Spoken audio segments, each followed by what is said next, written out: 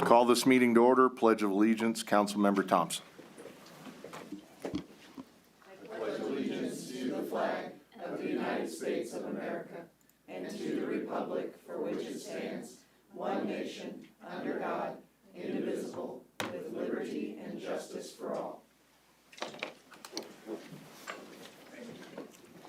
Roll call.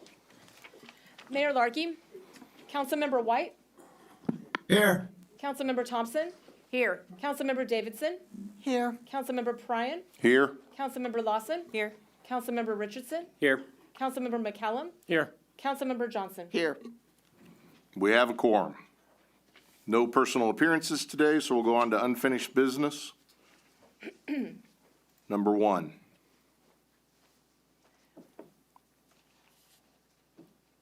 Can you read the first part? Sure. Motion approving final reading of Bill number 2026-04. An ordinance approving the proposed fiscal year 2027 city budget as revised and appropriating funds from the revenue of the city. Present. Second.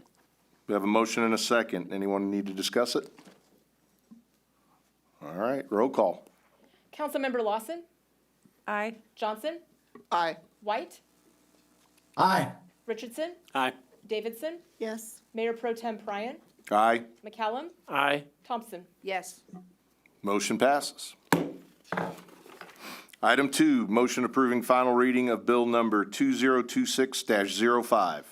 An ordinance amending sections 42-38, water rates for approved water districts or local governments, 42-39, rates for water consumed outside city, and 42-296, sewer system user rates of the Unified Development Code of the City of Belton, Missouri. Present. Second. We have a motion and a second. Any discussion? All right. Nope. Should we see if staff has anything to add to these items? Does staff have anything to add? I'm trying to get through. I just wanted to do a quick recap of the budget.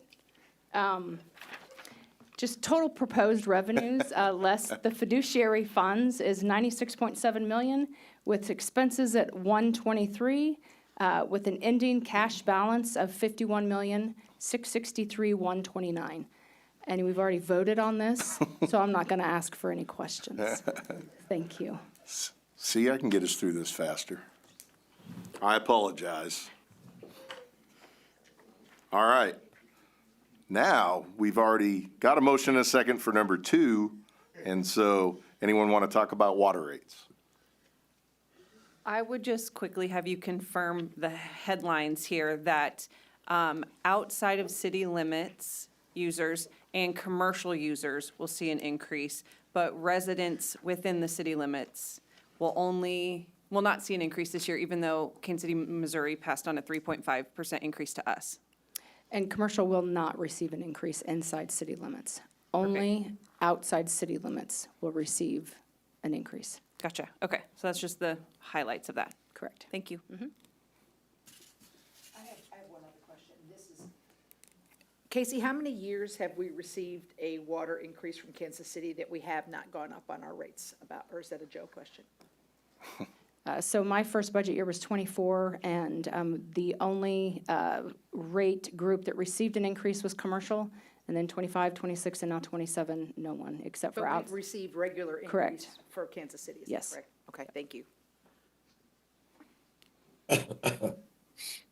Any other discussion? Roll call. Mayor Pro Tem Pryan, Aye. Councilmember Davidson, Yes. Thompson, Yes. White, Yes. Johnson, Aye. McCallum, Aye. Lawson, Aye. Richardson. Aye. Motion passes. Motion number 3, approving final reading of Bill number 2026-06. An ordinance amending Chapter 11, Health and Sanitation, Section 11-016C, Collection of the Code of Ordinances of the City of Belton, Missouri. Present. Second. We have a motion and a second. Anyone have anything to add to that? Any questions? Roll call. Councilmember Johnson, Aye. Davidson, Yes. Mayor Pro Tem Pryan, Aye. White, Yes. Richardson, Aye. McCallum, Aye. Lawson, Aye. Thompson. Yes. Motion passes. Item 4, motion approving final reading of bill number 2026-07. An ordinance approving a rezoning from C2 to C2 PUD and approval of a preliminary development plan for Uptown District, a 40-acre mixed-use development located at the northwest and southwest corners of North Cedar Street, East 163rd Street, and Given Avenue. Present. Second. We have a motion and a second. Anything to add? Any discussion? Roll call. Councilmember Richardson, Aye. Thompson, Yes. Mayor Pro Tem Bryan, Aye. Davidson, No. Johnson, Aye. White, Aye. Lawson, Aye. McCallum. Aye. Motion passes. Item 5, motion approving final reading of bill number 2026-09. An ordinance amending Chapter 3 intoxicating liquor and Appendix A Schedule of Fees and Charges of the Code of Ordinances of the City of Belton, Missouri by adding a consumption of liquor license. Present. Second. Motion and a second. We have, anything to add? I would like to ask a quick question. Sure? I know the state has it, so just curious why the city decided to do it, or wanting to do it. It didn't initially get added to our code amendment about a year ago. We hadn't had any inquiries about it. Recently, we had inquiries, so we decided to go ahead and add it. Okay. And just to clarify on that, there's been 3 inquiries, is that correct? That's correct. Chris? I know most of that is regulated by the state, I believe. That's correct. I would like to make a motion to reduce the fee to $25.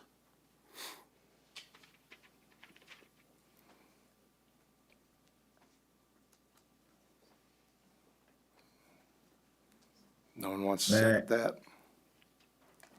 Go ahead. Can I ask, Chris, Councilman, why he's wanting to reduce it? It's mostly regulated by the state. The state fee is $60, and our fee, I believe, is going to be, what is it, $90? That's correct. And it's kind of to help another business with, using another business is kind of what this is all about, so.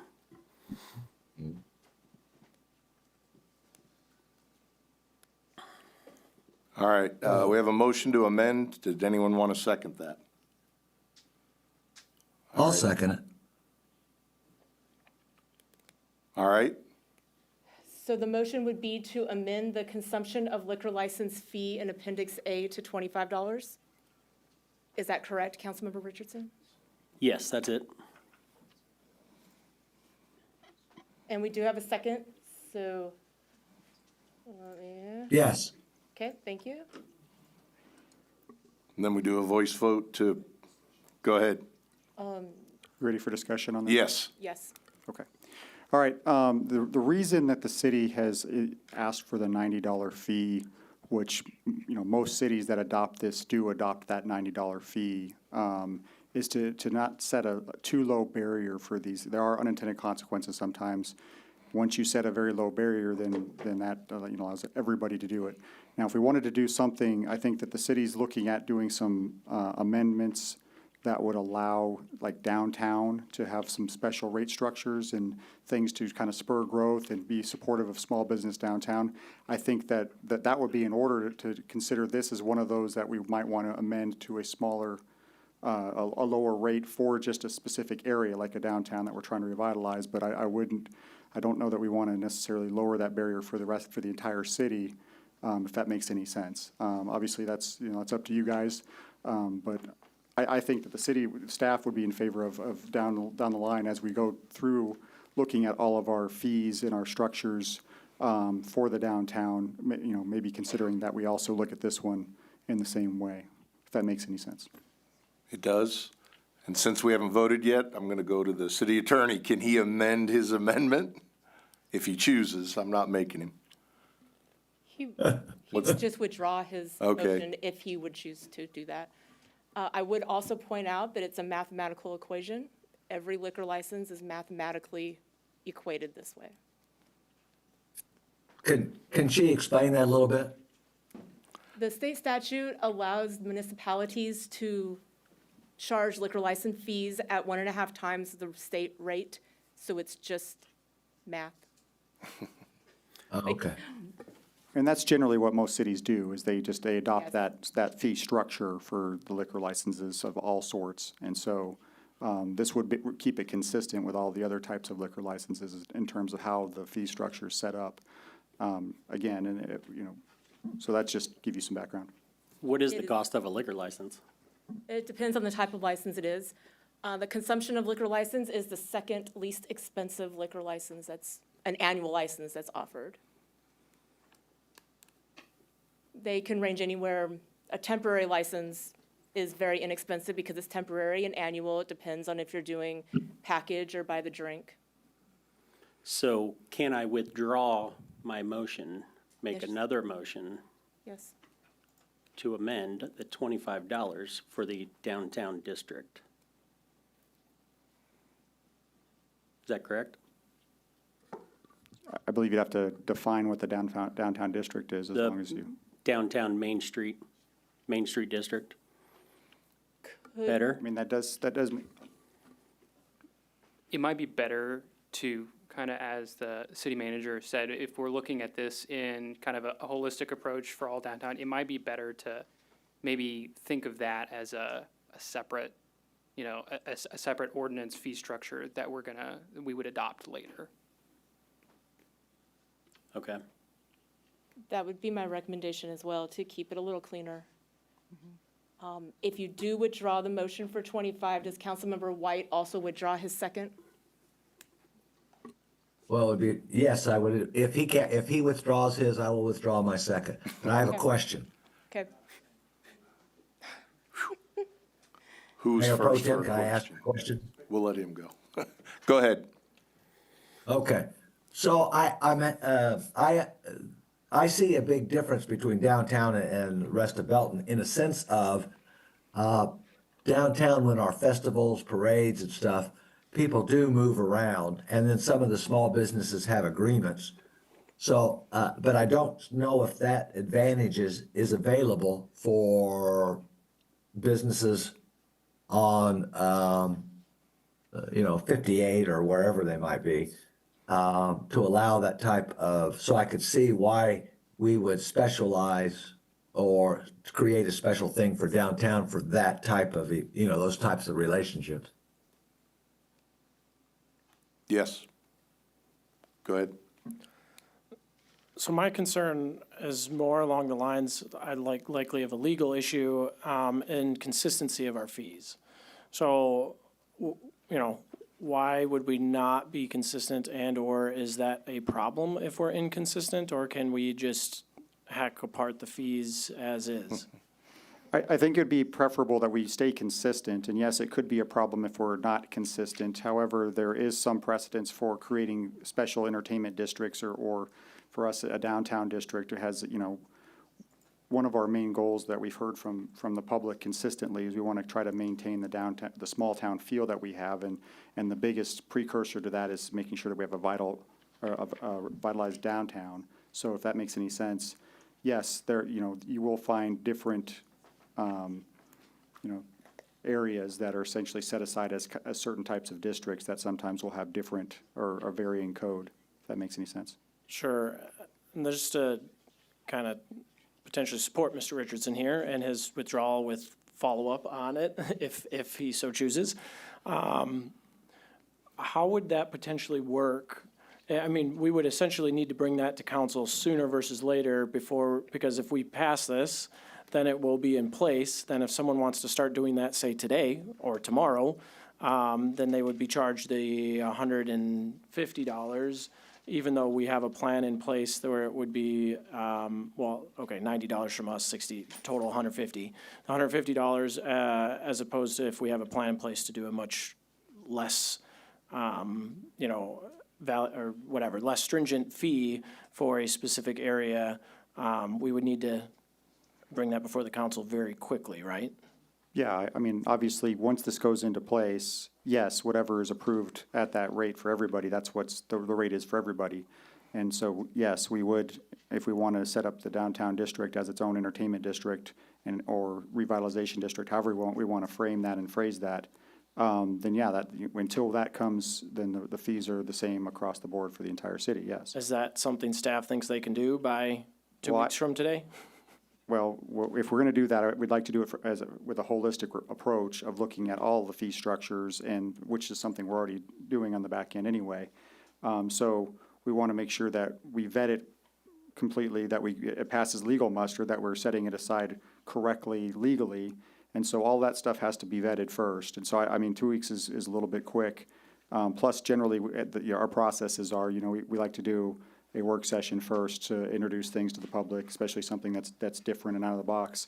And then, of course, bring it back for, a first reading and then a second reading. Since it would be code ordinance amendments, then yeah, it would be 2 readings. So yeah, it's a whole process. So we cannot promise that we would have everything ready in 2 weeks for the next meeting, but it's something that's in motion, and it would probably take a couple months to get through everything. I see you, Brett, but Patty was first. So if we did That's a fine, res- that's a fine. restructure on the fee schedule based upon location or a revitalization district, would we, and someone had already applied and paid the full fee, would we be in a position where we would refund the difference, or they just go on that fee? I mean, I'm just asking, would that make things easier for folks who are concerned about cost? Yeah, I don't know. I think legally we could do it either way. It depends on, It would need to be part of the code amendment, because right now in the code it says that we don't refund fees. But from a legal perspective, we could set it up so they've paid this $150 annual fee, or what, okay, $90. $90 annual for the city. I know, I'm just, realistically, it's $150 because the state's involved, but it'd be, we could set it up where it's $90 fee unless you're in a very specific district, and in which case then it's gonna be $25, and you'll be refunded for the year 2026 that it started in. That's a legal thing we could do. That's the way we could look at doing it. I do think there's, if people know that this sort of change is on the horizon, they do also have the choice of saying, I just want to get my license now and I'm willing to pay that, kind of the standard rate for that fee, or I'm willing to wait and pay a reduced fee. Brett? Well, I'm struggling with seeing how many businesses outside of downtown are going to allow people to walk out with alcohol and go into another business and have a relationship that would allow that. So I don't, I'm struggling with that because I don't see that option available too much. And so the reason I'm struggling is because small business is what's downtown. Corporate businesses are more uptown, or not downtown. And so some of these businesses are struggling, and it may not seem very much, but 150 versus 80 can make a month. And so that's partly why I was supporting the reduction. But, I'm just one person. there are varying businesses throughout our commercial corridors, so to speak. North Scott isn't I wouldn't call any of the businesses on North Scott corporate, or those are mostly mom and pop owned or locally owned small businesses. And so North Yeah, Scott's but how not many there. of them would allow them to take alcohol out their door and walk down the street to go into another business? I could think of at least one or two right now that would maybe consider, depending on what's going on. I mean, for instance, you've got, and I don't know what they're doing, and I don't want to put it, but if you have for instance, a bar and grill, and then maybe there's a gaming machine building next door, you might want to be considering allowing someone to take alcohol next door to the gaming machine building, for instance. So there's always unintended consequences when you try to, shoehorn these types of things. Go ahead. It should also be pointed out that that's not exactly what this license is. This particular license is to allow people to bring in alcohol, or for the business to give them alcohol if the business provides food, beverages, or entertainment. So it's very specific type of license that will not apply to most businesses. It doesn't allow you to take it out the door per se, Well, unless you brought it in with you. But there are businesses that, that have, or at least do, allow it to leave. And then, if the company or the business, on Main Street, for example, doesn't have this license, then they can get in trouble for letting that walk in their door. And it happens. I've been on the Main Street enough to watch. So, I just am concerned about the small business, and some of them struggling with making ends meet at the moment, and now forcing more money for them to pay. That's just my struggle. I'm not, that's why I voted, but if Chris wants to remove his, I'll remove mine. Didn't we already remove it? I would Yeah, like we've to already remove removed I it. think we did. Okay. Okay, I didn't And then hear I've him, also that's made the thing. another motion to allow it in the downtown commercial area. Right, but I think we want to define that a little more clearly, and that's why they want more time. Should we just postpone this vote then till we do all that? I don't know that it's necessary to postpone the vote on this overall. I mean, we could always amend it at any point in the future. Right. And that's what the intention would be for creating the downtown district in the first place. Okay. Postponing it doesn't allow it to be legal at all. So if someone wanted to do it next week, Nah, yeah, they and pay cannot. the $150, then, they wouldn't have Gotcha. that option if we postponed it. So where are you at now? So can you tell us who the inquiries were? The three? At this point, it's probably more of a compliance issue rather than enforcement, and so I would rather not say Okay. that. But there were explicitly. three. There were 3 inquiries, that's correct. And And the- there were 3 separate inquiries to different businesses. And the max we can charge is the $90. That's correct. But we don't have to charge $90, is that correct? That's correct. That's very true. I don't know, I know we did some research and checking other cities and seeing what they are doing with this type of ordinance, and Yes. across the board, they're doing the same thing, Yeah. which is, we're essentially following the lead of our contemporaries. It's the standard practice of liquor licenses. The municipality charges 1.5 times. I did reach out or research 30 cities in the state of Missouri. 26 of them were in the metro, and very metro right here in KC. It's all 1.5. Go ahead. I mean, to answer your question, I got an email from CJ at Battle Axes requesting that we pass it and that we lower the fee to $25. So you were asking for that context. Well, I knew, that. I did know of one, because I think we all got that email, I believe. Yeah. But I was trying to find out the other two, if there were 2 others, so that's all I was asking. One of them ended up not pursuing the business here in town. So The if, second one sells food, so if- that's the challenge with her.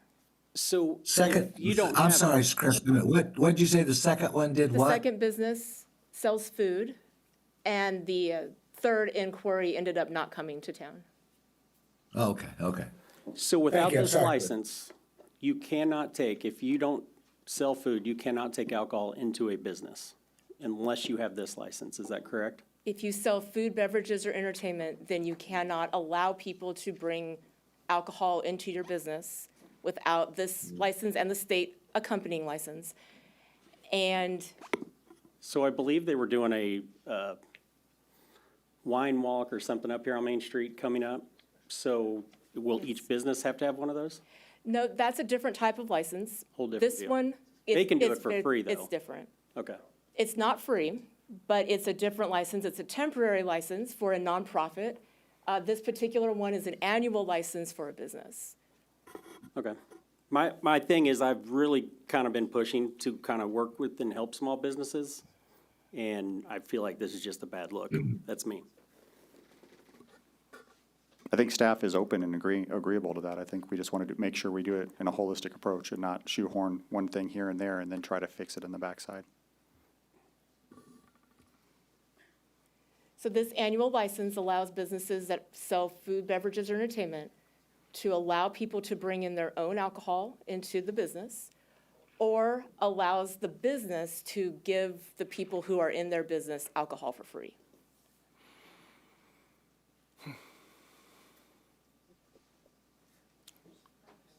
Go ahead, sorry. Got to do it real high. Okay, just to get this clear, if I would open up a store on Main Street, let's say, the painting parties, so that would be the entertainment, so then they could bring in the liquor at that point. Yes, if you had this state and city license, then you could allow the people who are painting to bring in their own alcohol. But they're not allowed to take the alcohol out the door and let's say go to the exercise place next door. I mean, If you bring it in, you can take it out. you can take it It's- out. What if you Councilmember White was referring to is a different kind of license. Okay. Okay, yeah, it's confusing, but, okay, This particular license is consumption on the premise. okay, So to allow people to I guess- consume the alcohol in your business. okay. Go ahead, Brett. I guess if I bought it at one place, it's mine.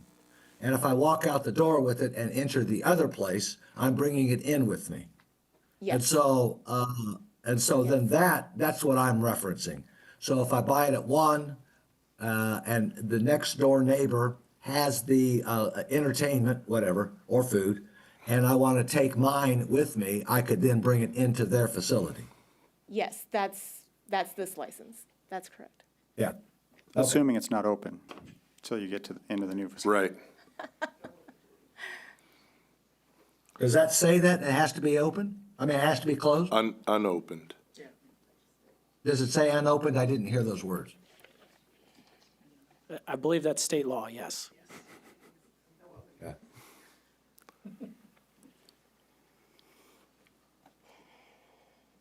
All right. So do we have a motion to amend, or are we just going to vote on it as is? I don't currently have a motion to amend. All right. I thought I did make a motion. You didn't? We didn't get a second, though. Right. So, Well, okay. Could you restate? Because I lost it. Yeah, I thought you didn't do that since the city manager recommended that we do it. I never More pulled that one holistically. back, but, Okay. I mean, if we're not. I gonna go- apologize. I didn't have that down. okay, second. You are seconding Councilmember Richardson's downtown district to $25. Correct. So, since we don't have that Then we need to restate that motion. behind, yeah. Yes, please. To amend it to the $25 fee in the downtown commercial district. And is downtown commercial defined? Not at this time. I guess not. So the reason I second it is because I do think that is a good idea, and I think staff, based on what I'm hearing, also thinks that's a good idea. I think the question is the definitions, right? Am I understanding properly here?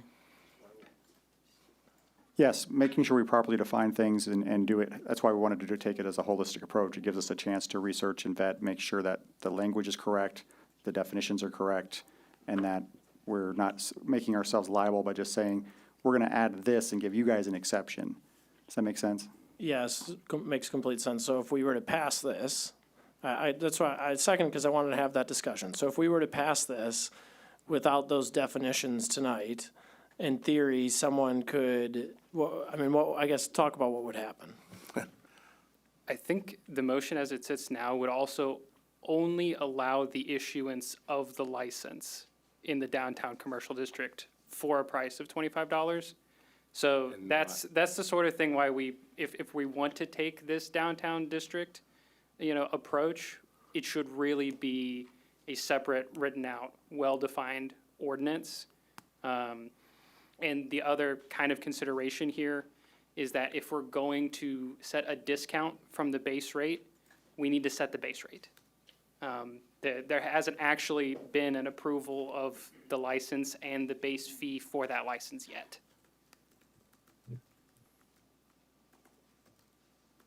Okay, so, I mean, we could fix part of that problem very easily, not to make an amendment on an amendment, but we could either withdraw and make a new amendment, or we could just make an amendment on an amendment to clarify that there's two things, a base fee and then also a district. But that being said, it sounds like even if we did that, it might be an unwise decision at this current time because of the lack of definitions. It would make it difficult for staff to use the ordinance, to work with the ordinance. Yeah, it would be extraordinarily difficult. What we could do is if you wanted to approve just the base fee, and then, the council could, set a policy decision, kind of give some direction that, this is a goal that we want to achieve quickly. But yeah, I think it's a bit premature to be doing a downtown discount on this license right now. What do you think, Chris? I guess we'll just do with what we got, I guess. So, I hate to do this to you, but once again, do you withdraw your amendment? Yeah, I'll withdraw it. I withdraw my second. All right. So we're gonna vote on the original ordinance. As is, and then we'll give direction to set clear parameters for the downtown area and what that discount will be, and then we'll vote down that as soon as possible. All right, I'm even getting nods from the individual that requested it, so. Roll call. Councilmember Richardson, Aye. Thompson, Yes. Johnson, Aye. Davidson, Yes. Mayor Pro Tem Pryan, Aye? White, Aye. Lawson, Aye. McCallum. Aye. Motion passes. F, new business. Motion approving, number one, motion approving first reading of bill number 2026-10. An ordinance establishing temporary short-term rental regulations for the 2026 FIFA World Cup special event period. Present. Second. We have a motion and a second. You're up. All right, thank you, Mayor and Council. Before this evening is a request to provide temporary relief regulations to allow short-term rentals in residential areas throughout the city during the months of June and July for the FIFA World Cup.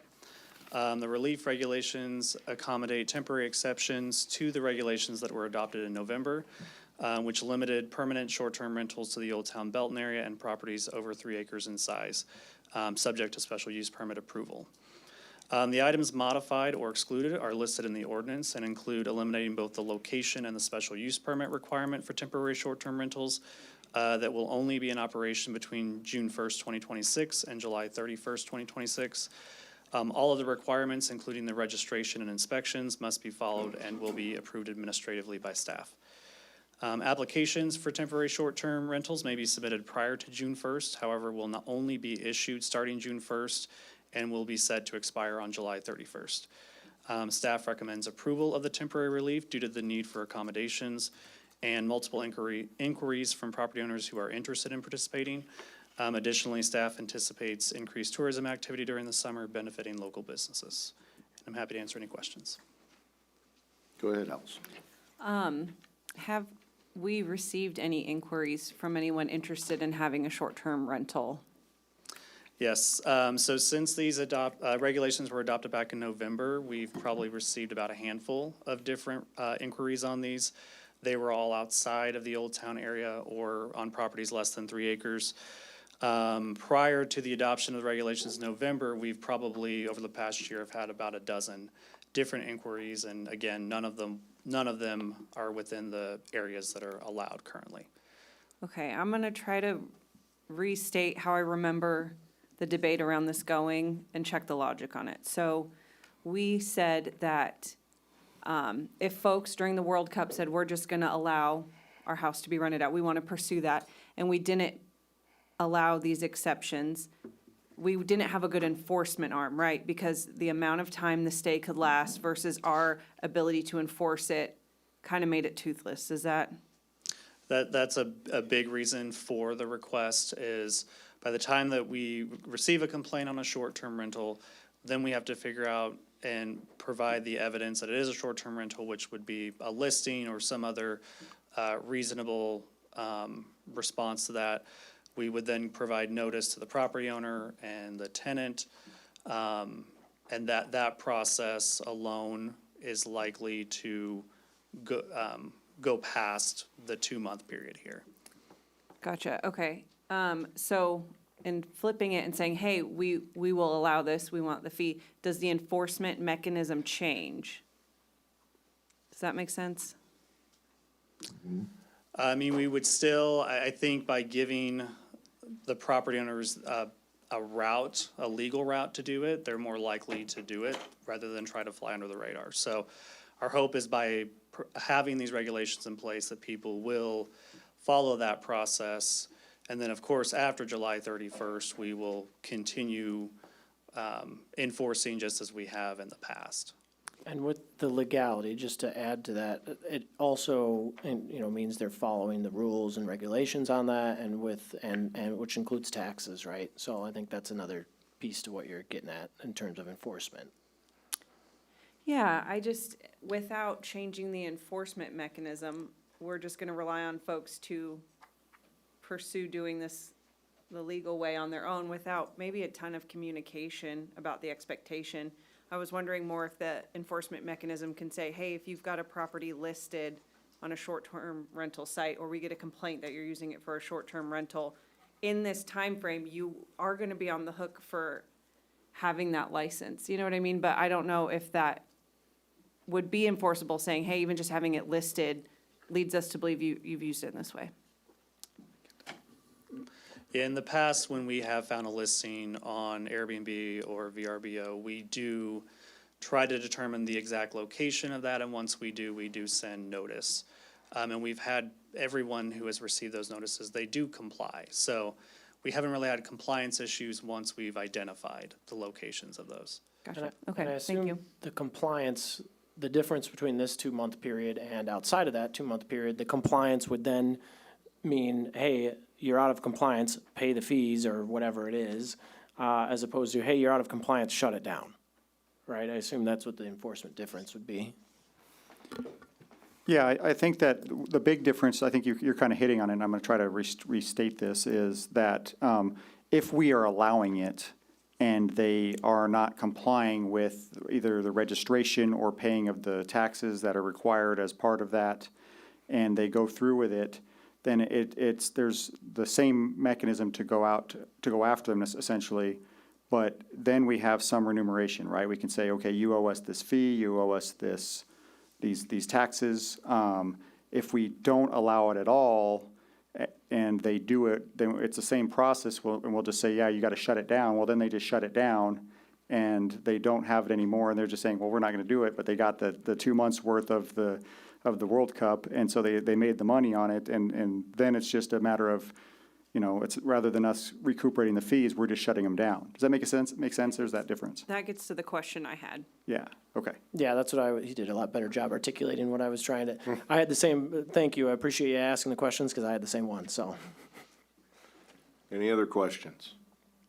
All right, this one's a voice vote. All those in favor? Aye. Aye. Anyone opposed? Motion passes. Number 2, motion approving the first reading of bill number 2026-11. An ordinance approving a final plat for Pyramid Roofing, a 2-lot subdivision on 1.53 more or less acres located at 17230 and 17232 Bellray Place and 17229 South Outer Road in the city of Belton, Missouri. Present. Second. Got a motion and a second. You're still up. Yep, thank you. The purpose of this plat is to allow Pyramid Roofing to proceed with a building permit for a new 4,800 square foot building on the portion of the property that's fronting South Outer Road, which was approved by Planning Commission on March 3rd. This subject property was previously home to Comfort Systems Heating and Cooling before relocating to West Markey Road. And the Planning Commission recommended approval of final plat on March 3rd, and staff also recommends approval. Any questions? Go ahead. Are these new, so these are new owners of the property then, if I'm understanding this properly? Correct. They acquired the property last fall. Okay. I'm trying to wrap my brain around why there is a need for reducing a lot size, or, you know, essentially creating a larger lot and reducing lots over there. Is there a benefit in taxes, or like, why would one want to reduce the lots? So right now, there's actually 3 lots, or 3 parcels there. They're combining the northeast lot on Bel-Ray with the lot that fronts Outer Road. So, and the reason for that is there's 2 different Frankly, it office was buildings. I thought it was kind of a weird Yeah. conjoining There were 3 parcels are combining into 2, so they have, the new building will function more as an accessory warehouse to the 2 office buildings that are on Bel-Ray. The 2 office buildings on Bel-Ray are still gonna stay on separate properties because they're already on separate water meters. I guess I'm still not following what benefits they could be gaining by reducing the lots if they own all the lots. Part of it is with, bringing the west lot that's on South Outer in with the Bel-Ray lot, is that if they decide to use utilities in that new building, that they will be able to run the utilities off of the Bel-Ray lot instead of having to put in an entire new water meter and utility system. Got it. Okay, I better understand why you would want to do that, because typically we have the opposite. We're encouraging more lots, right? Or keeping of lots, I should say, not more, but keeping of lots, and so reduction just seemed an unusual request that we don't see. The other piece is, I heard, or in there, it talked about I forget the word, but better landscaping, essentially, it said something of that nature. Yep. I didn't see a landscape plan included. What exactly are we talking about when they say landscaping? So the existing there's a chain link fence there with barbed wire around it that will be coming down, with the new building.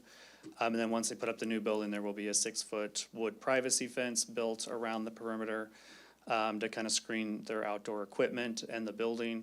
And then there will be some landscaping between the fence and the outer road. Okay.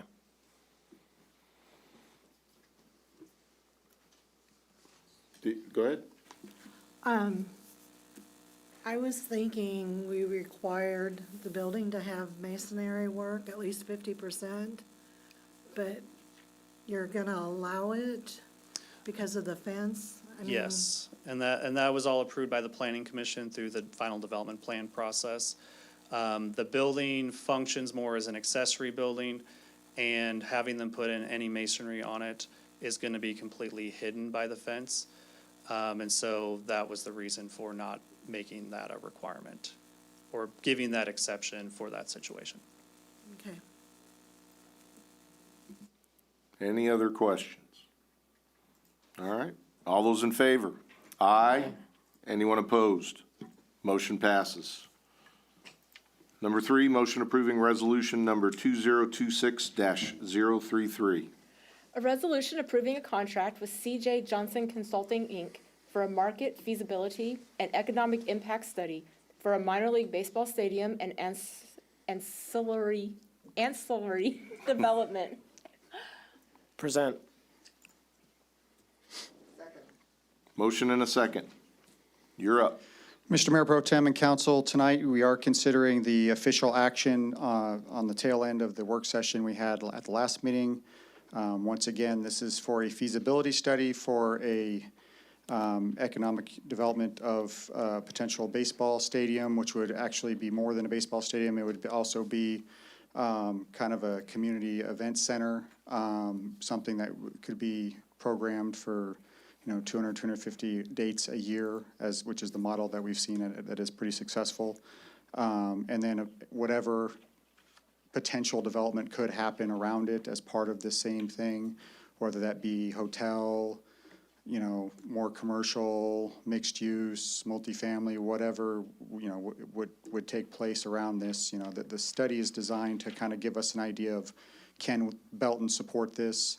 What kind of things would need to be involved with this for Belton to be able to support this? And when I say Belton, I say the whole, economic Belton, which includes a lot of the surrounding communities when you consider that we are the economic hub of northern Cass County.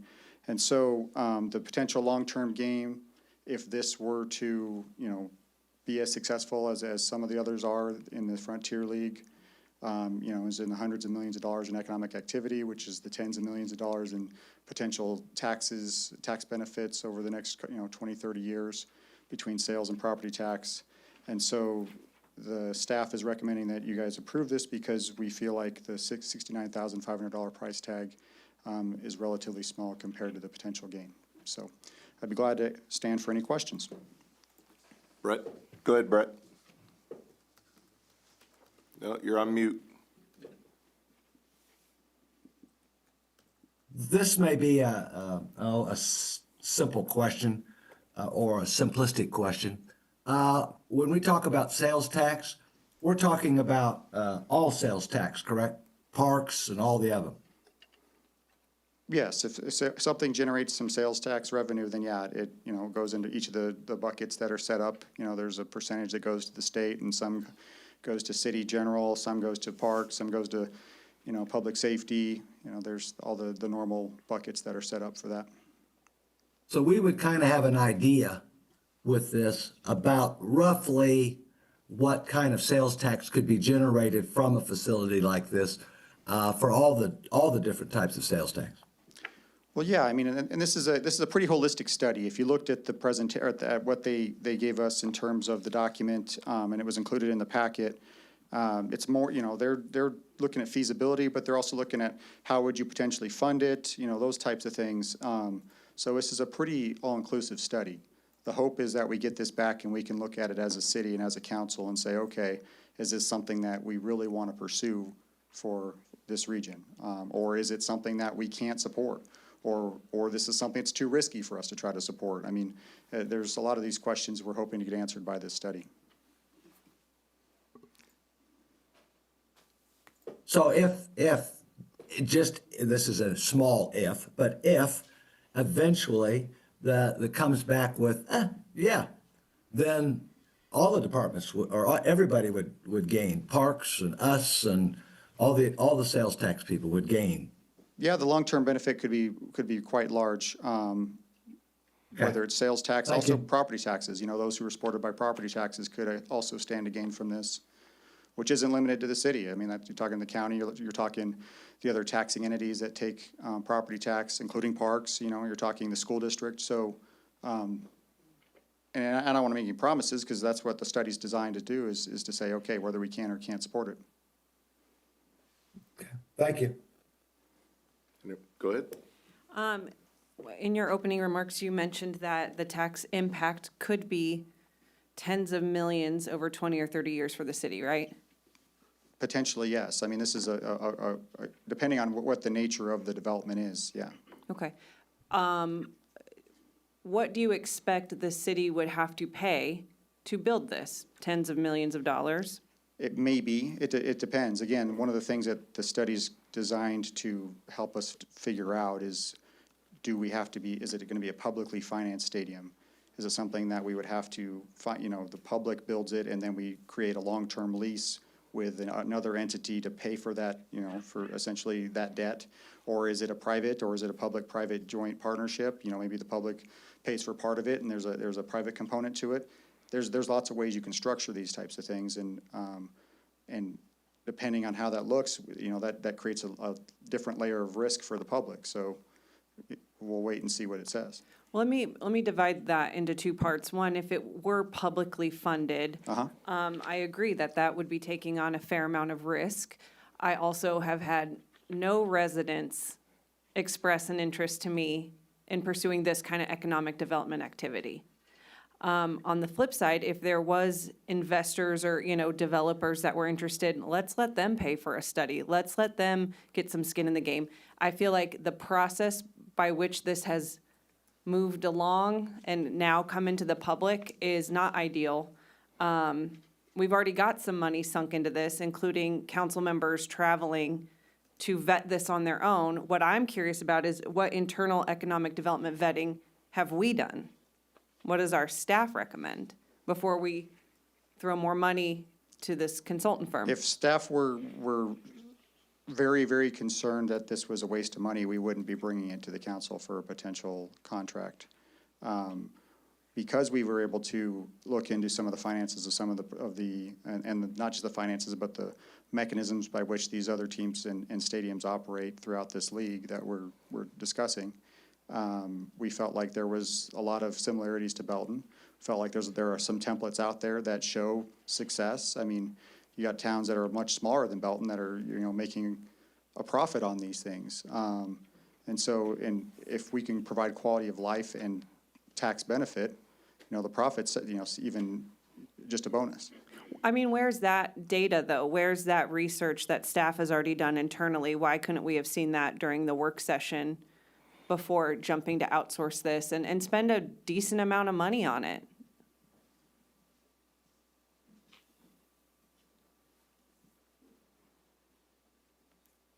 I don't know that you could look from financials from another town and cookie cutter it and say that that would work or not work here, though. I think that's why we have to have our own. That's the point of the study is yes, we have some templates, but that doesn't mean that that's exactly how we would have to run it. Yeah, and obviously, if we were gonna throw tens of millions of dollars at building something, we would go through the proper steps. What I'm saying Sure. is, from this seed being planted to where we are now, I feel like it is very much, driven by the council, which as the elected representatives of the people of Belton, to some degree, that's normal.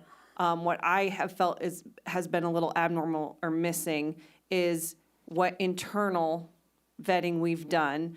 You talk about cities that are smaller that have seen a great impact with that. What are they? Like, I feel like I need sold on this idea more than I have been. And if I feel that way, I can tell you again that the people I've talked to, my neighbors, are like, it's out of left field, to use a baseball pun. Well, it's interesting because, we've heard nothing but positive comments and it's interesting. I haven't heard a single negative comment come to the city or to staff. And I've talked to other council members that have had the same kind of experience. For instance, Sauge, Illinois, much smaller town than the city of Belton. They're making over $200,000 a year in profit on theirs, and it's been around for over 25 years. And, they use it as a event center. They've got 250 dates a year. And that's one example of some of the research that the city did to show that there are templates that work. So that is outside of St. Louis, correct? Correct. And so St. Louis has the Cardinals. Do they have another minor league team in the St. Louis Metro? That I don't know. Gotcha. I mean, there's more to my apprehension about this. I think the Kansas City Metro is fairly saturated with professional sports, let alone professional baseball. I also think that this is kind of missing the energy and excitement around changing consumer attitudes towards sports. And, in terms of generating positive resident interest, I could put a post on Facebook saying we're going to open an ice cream factory and give free samples on Monday and probably get enough buzz to come talk about it here, but that doesn't mean it is aligned with the priorities of the people and what the city really needs. In my years on the council, so much of what we fought to do is to rectify deferred maintenance and make Belton a better place for the residents. And that's something like stormwater improvements, water line maintenance, sidewalks. That's what I want to talk about. I'm just surprised that we're already considering throwing money at a baseball study. With all due respect, I don't know that any of us could accurately make an educated statement as to whether the Kansas City market is fully saturated with professional sports teams. That's what the study's designed to figure out. And so this is a relatively small price for a relatively large economic impact. Now, if the residents don't want it, I don't anticipate that the council and the staff are gonna push this through. I mean, it's just, again, will it work? I mean, we can all take our educated guesses. I guess before I say no, I want to know, will it work? And then at that particular point, we can have a discussion about whether we want to go there or not. It may come back and say, no, it won't work. Then we know. I just don't want it to be, I want to be nice about this. I just don't want it to be another where we lose the opportunity and our students still have to go out of town to get things done. And so we have an opportunity to explore it. And I think we we should explore it. And I'm gonna vote yes, so I'm just letting you know that. Go ahead, Carla. We sent, if I remember right, 3 council people down to this baseball game. And if it was for economic development, why wouldn't, let's say Mike, who's the economic developer, to me should have been there, maybe you and the mayor. I was there, and You Mike. were there? Yeah, I was there, I went as well. Okay. And Mike couldn't go because this came down toward the end of the season. They made an offer at their last homestand, and Mike had a conflict, so he was, And I otherwise he agree would have with gone. Allison. I haven't talked to very many people that are in favor of us spending all this money. I also had a citizen of Belton send me a Chat GPT study, a feasibility study of this Frontier League. Whether or not it's good or not, it was 30 pages worth of information talking about population. It gave it only a 7 out of 10, and it was dependent on a lot of different criteria. I feel like, I'm gonna also compare this to the Valley Volleyball building that you wanted, where we spent all that money, and then it didn't come about.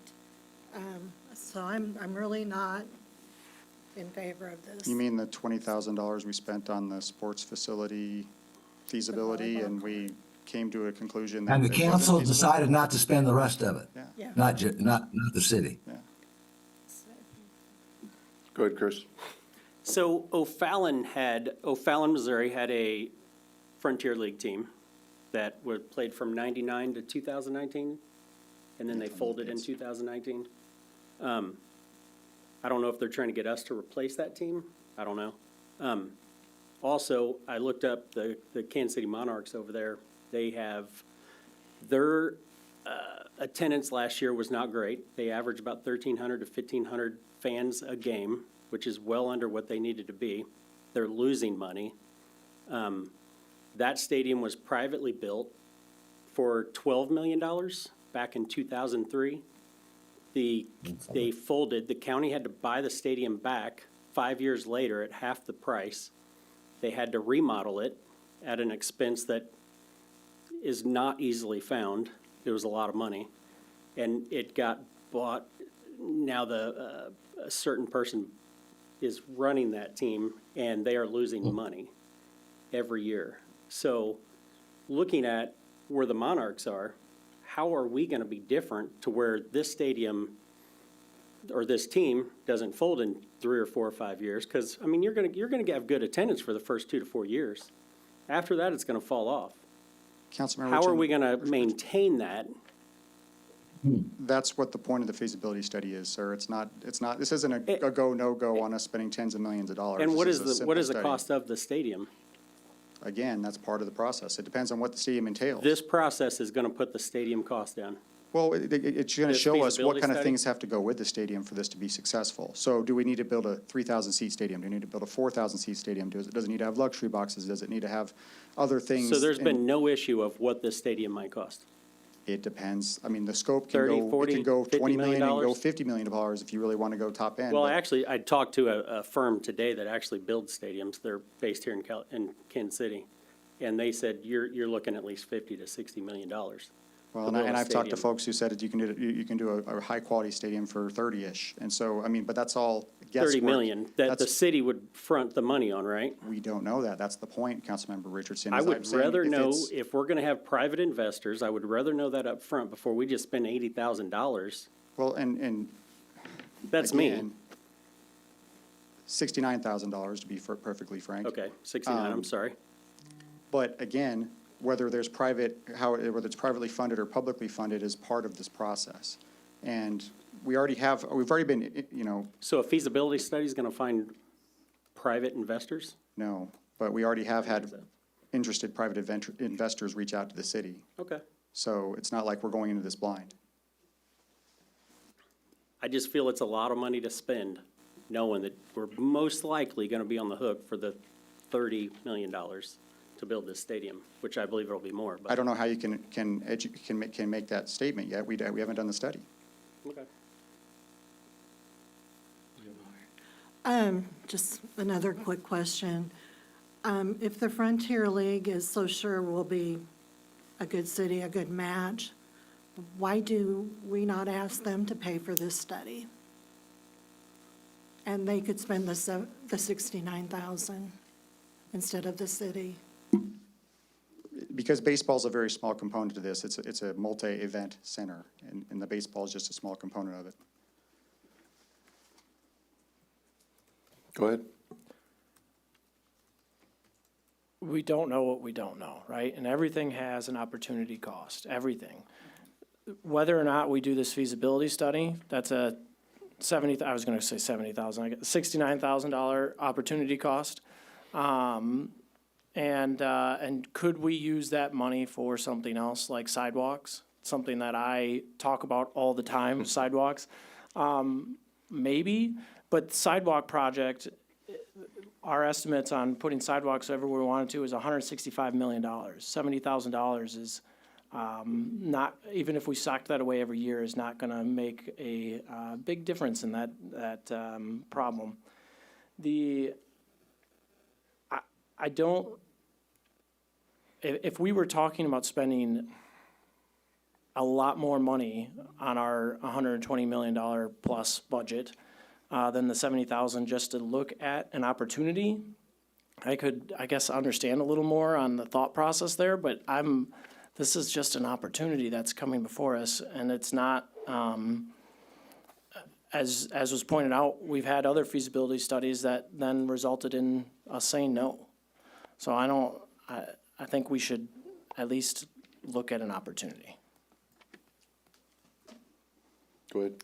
I guess where I'm having a hard time with this is how the whims of certain people can progress to this point. When there's 9 of us up here and we're making these decisions, you know, to hear that 3 folks and the city manager took a trip, you know, were treated to dinner, whether it was stadium hot dogs or steak, you know, doesn't really matter to me. When I hear that the process is moving along like this and months later it comes to all of us to talk about, and then months later from that it comes to the public, it makes me really uncomfortable. There's a lot of opportunities that we could be pursuing. I guess this to me does not feel rooted in what the majority of Belton wants or what would be good for Belton. And I have my own doubts just in general about if this opportunity would even be worth it or a good fit. And I understand where a study is needed to vet those concerns, but I think the whole process itself has left me really uncomfortable with moving forward. If we put it out to residents to say, hey, how excited are you about specifically a baseball? This is what baseball stadium, this is roughly what it would look like. We haven't spent 70 grand on it yet. Then we could keep talking, but we've gotten to a point so quickly that does not make sense to me. I don't think it was on a whim of anybody. It's not my whim. I did go to see what this opportunity could possibly be. I went with an open mind to see if this would be a benefit to Belton, if it would increase the quality of life of our citizens, if it could generate potential revenue for the city. That's what I went and looked for, and I thought that's part of my job as a city council person, is to find out things that would benefit this city and increase the quality of life and provide the things that not just the infrastructure do, that obviously needed maintenance, but would also provide a reason for our students to want to stay here and bring up their families here. That's what I care about. And I'm sorry if that's not a problem for you. Well, let me unpack 2 pieces of that. Firstly, what planted the seed? Why did 3 council members go on an economic development trip with the city manager unbeknownst to the rest of the council? How's that happen? I don't know if it was unbeknownst to the rest of the council. I have no idea. But I'll what tell I you, do know, I was what I unaware do until know, months later. what I do know, Councilperson Lawson, is that a citizen of Belton came to us with the idea. One citizen. Yeah, but it was pitched, and it was pitched to staff as well as the mayor and city council people, 3 of us, I think. Okay, that feeds my discomfort. I'm gonna be honest. If one resident can corner, some staff and city council members, and then we're off to the races, I guess we're entertaining ideas for anything, you know, but my question is, if there's 9 of us, and again, we have to be the checks and balance on each other as the council. I mean, ultimately, residents can vote us in or out and hold us accountable, but when we're in these seats and the 9 of us have to be able to look each other in the eyes and say, okay, this makes sense, or, you know, here's some points I disagree on, that didn't happen here. Well, I think that's what we're doing right now and what we will do depending on what this feasibility study does. I don't think anybody's in the dark here. I don't think there's any cabal or any secrets going on here. I think this was an opportunity that was looked at. We're discussing it. We'll continue to discuss it. The citizens of Belton are going to have plenty of opportunity to tell us what they like and what they don't like, and if they think we're all crazy. They certainly have that opportunity. We're just saying, is this something we could possibly do that would be beneficial to the city and to the residents of the city? That's it. The accountability is still here. It never left.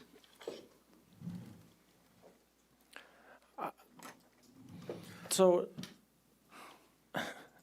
let's talk Olive Garden. One of the big reasons that exists here is because our mayor, coupled with, I believe, someone from economic development, went to a, Oh, you know, it started before going to Vegas for the economic development. Sure. That's been a resident request for decades. right, but exactly my point. That's been a Until we huge got one, resident and then they start request. saying, why are we getting an Olive Garden? Yeah, there's been a huge resident request, which I don't personally understand, but that's not not the point. The point is, part of what made that happen was an elected official going on a trip with a city official to talk to them to make it happen. And having been here for that process, I can tell you the council had plenty of conversations saying, should we pursue this? Prior to even this city manager, that was not like, hey guys, we heard about Olive Garden and they heard about us and guess what, it's happening. I mean, there was collaboration and a level of awareness that was not duplicated here. It's very apples to oranges. This has been around for months. When did you guys go on the trip? Was it August? August? Yeah, August, August. September? We went last year. It was last year. it's been discussed. It's not like they dropped it on us in a week. No, I know, but I found out about it, I want to say November, December. Yeah, so you've had 5 months to look into Okay, it and think so about the it? part I'm struggling with is that a handful of people went and did this thing based on one person's presentation, and now we're here. And Every what I will idea say starts is that, somewhere. go ahead, let me finish this real quick. What I will say is that in the meantime, we have established an economic development committee for the council to vet, police, set goals for when council members are traveling and operating on city business. We were supposed to have our first meeting for that, but we had to reschedule it. I'm excited to have that fail-safe in place because it is, to me, just a very hard change in, I would say, procedure that these trips are happening, that council members are taking on economic development activity, and we're getting to this point without everyone on the council having a chance to say, yeah, that makes sense, or that backs up with residents ask me for. Ideas come from a number of places. A lot of times they come from elected officials. And sometimes it's one elected official, sometimes it's a couple of them that have been discussing it and they bring it forth. Sometimes residents bring forth ideas. They all start somewhere. Totally. And so, going to vet this, when I first heard this idea, I thought it was crazy. I was extremely skeptical. I'm still skeptical. That's why I want to do the study. I'm still very skeptical. I'm not sold on this 100% yet in any way, shape, or form. And it's our duty to vet this. But once I was able to look into some of these teams and how they operate and how they're able, and the venue and what that would bring to this city, we don't have anywhere for conferences and conventions, small conventions and those types of things. We have nothing like that here. That's something we could definitely use. Oh, and here's a way we could get something like that done, and also find a way to go ahead and program it for 51 dates a year. That's not a bad thing to at least look into, at least from my perspective. I don't think that there's definitely no this idea that there's some weird, changing of policy or changing of procedures just to go on, to look into this potential possibility. Council members do that all the time in other cities. That's part of the deal. You go down, if you have an idea, you go check it out and see if it's worth our while. Yeah, sure, that can happen in other cities. That has not been my experience going back to my time on the council in 2021. The amount of council travel has increased, interestingly, to me. Well, there's a couple of conferences for council members that that some council members do take advantage of. And then I've heard of this, and then maybe one. Pickleball in Yeah, Wichita. two elected officials went to look at a pickleball site, and It's just unusual, is all I'm saying, which we've got a plan say to we got- address that. yep. Yeah, But this feeds into my, like, apprehension of what it takes to progress something to the point that we're spending 70 grand. Like, my ice cream factory idea. again, we've got big needs as a city. Yes. We've got a $120 million price tag on sidewalks if we want to do sidewalks right in this city. It's not going to come from the sky. The only way that's going to happen is if we do some major economic development in this city. We're definitely not going to get it through tax dollars. We don't want to tax the public any more than they're already being taxed. So the only way that's going to happen is through growth, through big projects, through big ideas. I don't know that this is one of them, but I also don't know that it isn't. And I think that it would be a little irresponsible for us to just, every time something's big that's different, that kind of is outside someone's comfort zone, that we just, shoot it down. I don't think that that's necessarily the best approach. I think if we look into something and we see there's a template here that works, there's a reasonable rationale that Belton fits that template, why would we not pursue that? To me, that's what we're all here for as staff. That's what the council's here for, is to start looking through some of these ideas. And yes, we are gonna formalize a process for some of these things in the future. That was a need that was expressed by some of the elected officials, and you yourself included, Councilmember Lawson. And so I think that's coming, but at the same time, we don't wanna just, slam the door on a potential opportunity just because we're not sure about how it came about. I mean, that seems like cutting our nose off to spite our face. I mean, let's just look into it. Go ahead. That dovetails well into, again, opportunity costs. I understand the ideology. I understand the concern over the dollars. As someone who regularly is questioning budgeted process and items, I think the more important question is, do we think of, the city of Belton wants to be known as having a minor league baseball team? And I don't know, at this point, I would say maybe. I think a lot needs to fall into place for that to happen, but I mean, I've heard enough positive from the residents and community that I would say, again, it's an opportunity that I would be remiss not to at least explore. Call the question. All right, this is normally a voice vote, but I'm going to ask for a roll call. Do you have to have a second on that? Yes, we have a call for the We can't just question call for the motion, so do we have a second for the call for the question? Second. And you can do I'd like to do or a, the I'm call sorry. for the question. Oh. We'll take a vote. All right, voice vote for call the question. Aye. Aye. No. No. So I have 3 noes and 4 yeses, is that correct? Oh, he's on Oh, mute. sorry. I don't know what you're saying.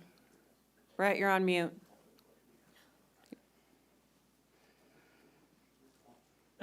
Brett, you're Still on muted. mute. What are we voting on? Calling the question. Okay. All right, so if you vote yes, that means you're ready to vote. Yes. Is that correct? Correct. Correct. Then I vote yes. Okay. Was that a no? No, he said yes. He said yes. Okay. Yes. And I have Davidson, Lawson, and Richardson as a no. Is that correct? Okay. Thank So you. the call to question passes, and now I'm going to request a roll call for this, because I think we're going to get varying votes. Thank you, and give me just one moment, please.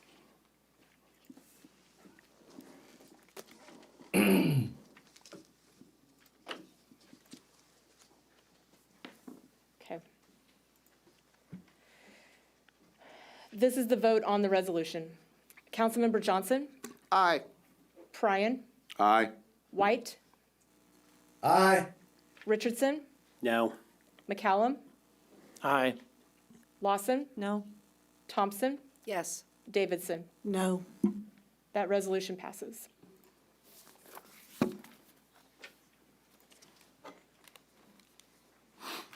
Item 4, motion approving resolution 2026-034. A resolution approving the third amendment to the contract for waste collection services with GFL Environmental, Inc. Present. Second. We have a motion and a second. You're up, sir. Before you use the third amendment to the contract with GFL for our trash service, basically this change in this amendment is changing, of course, the price, but it also changes how we're going to deliver service. Currently, this City of Belton takes care of the trash cans. In this contract, it'll go over to GFL to do this work. They will have to actually purchase all the cans, deliver all the cans, and then maintain all the cans. We negotiated this contract. They'll also be providing a person in town every day to maintain all the carts that are in town, both the recycling and the trash carts. So they're gonna do all this work, and they're not gonna actually raise their price at all to do this, this service. In lieu of doing that, they're also gonna have a 3.5% increase in the price of trash for this next year. We're gonna have a cap on that price not to exceed 4% or whatever the U.S. Bureau of Labor Statistics Consumer Price Index, whichever one is lower. The contract will start again on April 1st, 2026, and run for a period of 5 years, and have two-year extensions that the council can vote on to extend the contract. And so this is for us, I think it's a major improvement, and I know from the public works side, to get out of the trash can business. It's a great benefit to the residents, because now they have one place to call to get cans, instead of calling the city for one can, calling GFL for another can. It's one place to call for your service and have everything combined. I'd be happy to answer any questions they have. So the person that's on call, they're here to answer issues and/or if my trash can blows up, they rip the lid off, there's one person in town every day to take care of that? Yeah, Is that there'll what be you're one saying? person in town who takes care of trash can maintenance. Okay. Sure. Is the new can that they provide gonna be bigger than the recycling can, or is it gonna be the same size? It's 96 gallons, so it should be the same size. Okay, because is the recycling can we have now from them smaller than our trash cans that we have that the city provides? I Recycling is think they're the smaller. same size. They're the No, same. recycling's smaller. I They're think it recycling is smaller. smaller. This is the same size can that we have. It's 96 gallon can. All right, well, the reason I'm asking on the overloaded can issue, if we're giving them a small, this is the question I've had, is if we're giving them a smaller can and they still have the huge output of trash, if it's stacked up 4 bags high because the can's a little bit smaller. I just had a resident ask me that, so. So technically, you're supposed to fit all the trash in the can with the lid closed. I know all the Because- technicality, Greg. And so, that's what I'm gonna tell you, that now they do try to take, if they can lift the can, because it is a machine that grabs the can, throws the can in. So they're not supposed to get off the truck to grab extra trash. I just didn't know the comparable sizes. That was the questions I It's gonna be the asked. same size as the can Okay. is today. All Hey, right, hey, Greg, our current cans are 96 gallon, correct? Correct. In the contract, it says they have to provide 96 gallon cans. but the recycling is not 96 gallon, right? It It's might be a slightly little smaller. smaller. I can't, So in the contract, it does say. It does say 96 96 gallons in the contract. And So they'll have to up the size of the cans. I'll have to just buy a different can Yeah, than what they're and doing then for what recycling. do we do with our old cans? they're gonna take the old cans and they're gonna recycle them. Most of Okay. our cans have the carts have about a 5 to 7 year life. We are coming to close to the end of those lives, and that's how come we're having so many that are broken right now. Okay, Any other questions? Go ahead. Do we know the size currently of our recycle? We don't? Okay. I don't know off the top of my head. I mean, that's a big question. That is a very good question. I guess I feel confident, though, if we know that our current size is 96 and that's what the contract says, then we can hold them to that. Okay. For the regular trash cans, yes. Yeah, I'm not referring to recycling, but I just, because they provide the recycling. Right. And those are smaller than the trash. So, but, they might, my point is, I hope they understand what's in their contract that they're signing, that we're potentially agreeing to here, because we might have some pushback if it's not. They know exactly that is the size of the can, because in the agreement that they sent us, that was the language. Their language is actually this exact language. Any other questions? You good, Brett? All right, all those in favor? Aye. Aye. Anybody opposed? Aye.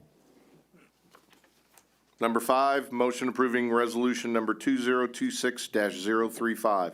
A resolution approving change order number 1 to the contract for services for the design build of water mains project with SDI LLC in the amount of $456,297. Present. Second. Got a motion and a second, you're still up? So this is a change order that we have proposed to move a water line at 173rd and Cunningham. Originally, and I'm not sure when it was originally designed, the original road, when they were gonna build 173rd Street, was supposed to tee into Cunningham. Going through the design process, we determined that it's much better to have 173rd go all the way from Peculiar Drive to Mullen as a straight road. And so Cunningham ended up teeing into 173rd Street, which made a better design. The only problem was that the water line was originally laid in the first design, and so now we are moving property lines around. We did a shift in who owns what property with the Deans, because we actually moved the road, so we just traded the property back and forth.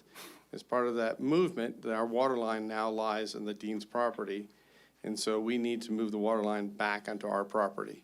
And so this change order will move, it's a 16-inch water line, it's the largest one we have in our city. It's coming right from our tower, and it's about $363 a foot, which we've been paying a little over $300 a foot for water line. So it's really actually a pretty good price. And so now that we've basically completed everything on our replacing our cast iron lines on our first project, that they're gonna come in and do this work for us. I'd be happy to answer any questions they have. Any questions? Good presentation. All right, voice vote. All those in favor? Aye. Aye. Anybody opposed? Motion passes. Number 6, motion approving resolution number 2026-036. A resolution approving the sale of city-owned property described as Lot 186 in West Belton to Blue Rooster LLC for $15,000. Present. Second. Got a motion and a second, you're up, sir. Thank you, Mayor Pro Tem, council members. The item before you, actually, the next two items before you are the real estate contracts, or resolution approving the real estate contracts and authorizing the city manager to execute those contracts. Wanted to give council just a quick history. Shortly after the first of the year, staff advertised both lots that'll be before council for sale this evening for a public RFP, or they were advertised publicly. Staff received several proposals from various home builders in the area. Staff evaluated through, initially before bringing them to council, staff evaluated really 3 different areas operating under kind of the state guidelines for bids. You know, looking not only at price, but we were looking at what kind of the state considers the lowest and best of these RFPs.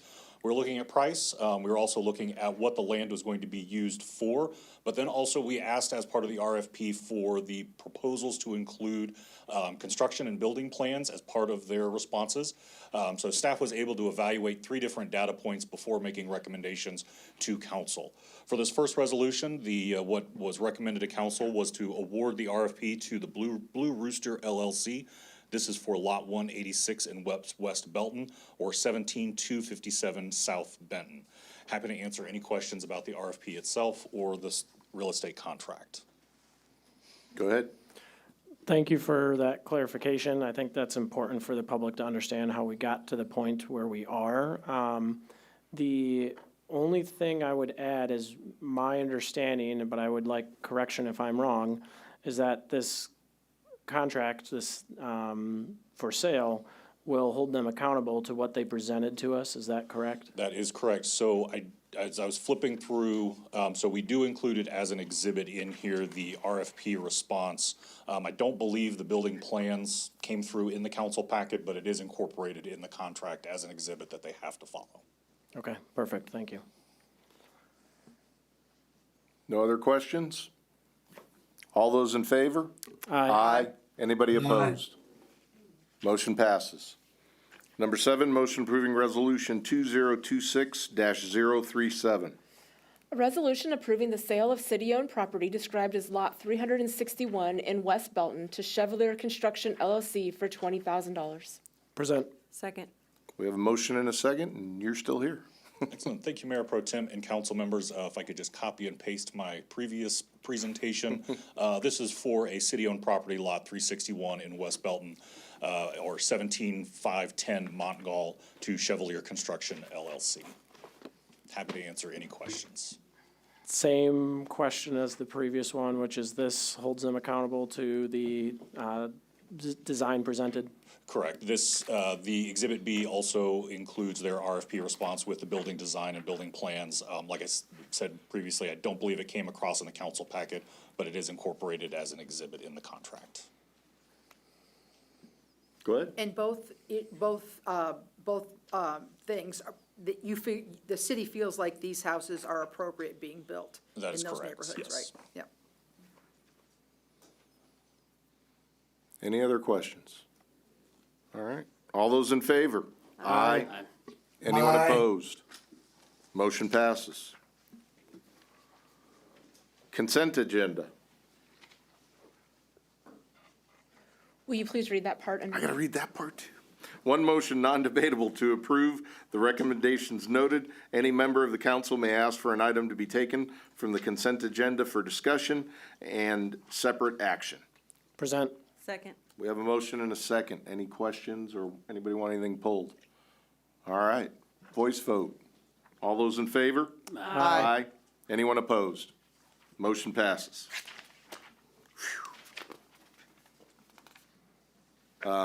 Reports and information, there are some items provided here. Does anyone have any comments on the 3 items that are, have been presented?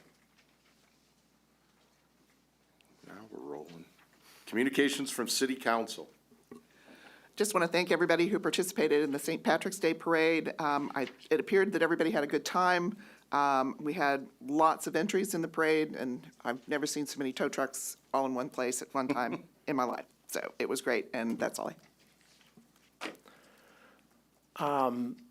Wow, that was same. I know the weather was nice, but in my time here in Belton, I think that was the largest St. Patty's Day parade turnout I've ever seen. It was fantastic seeing that many people crowd Main Street and the downtown area. It was just really, really awesome. The other thing that I was able to participate in is the Youth Commission had a meeting with us at the high school. And as always, it was very refreshing to hear from them. You know, and I think it's mutual. I think they really enjoyed hearing from us. They did share a few ideas for some Main Street revitalization things, so that was nice. And just generally think that's a really great endeavor that we are participating in. The TDD board did meet. Honestly, I don't have, like, there's not any new earth-shattering thing other than the work has started on North Cass Parkway, so that's exciting. There's, you know, dirt's being moved, but otherwise it was a relatively normal process. And of course, I do have a number of things from Parks. As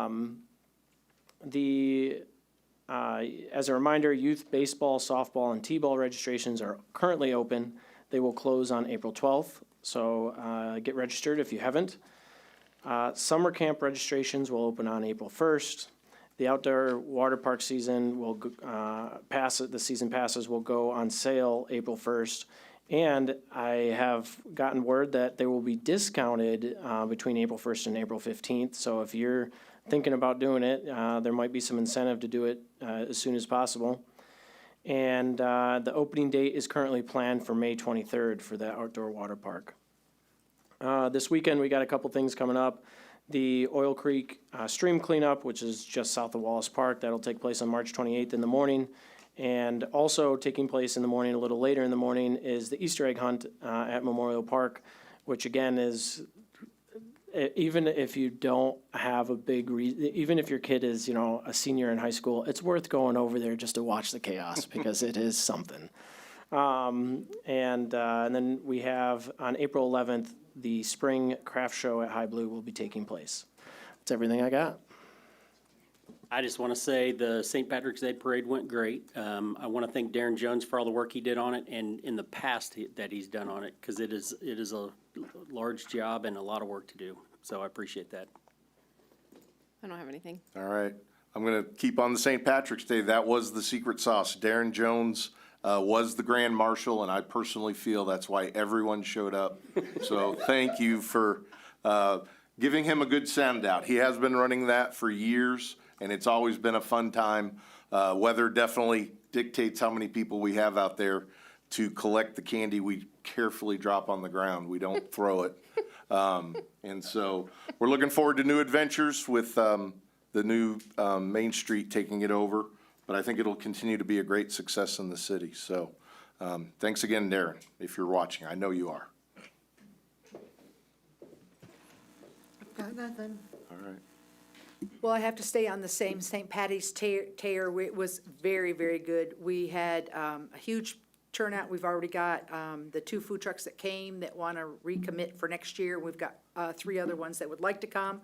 We'd like to see more civic groups like the Rotary or something, the police, or I'm throwing out challenges here. The fire department maybe having floats.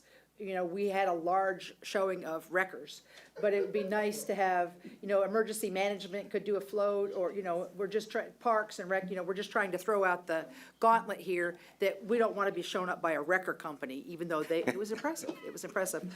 Also, we've had some of the kids from the high school come down last week, and shoot reels that they're going to start posting about our downtown and the train and stuff. So that was really cool, and had a nice trip to New Mexico, and I'm just glad to be home.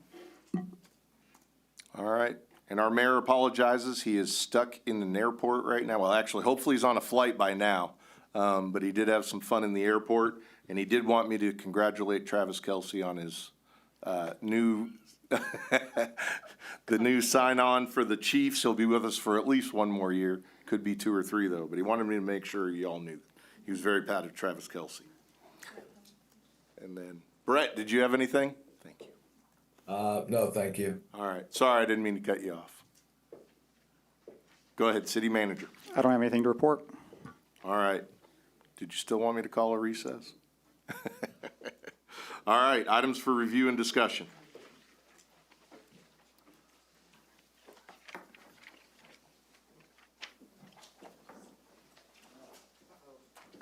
Thank you. Did Andrea approve these handouts? Okay.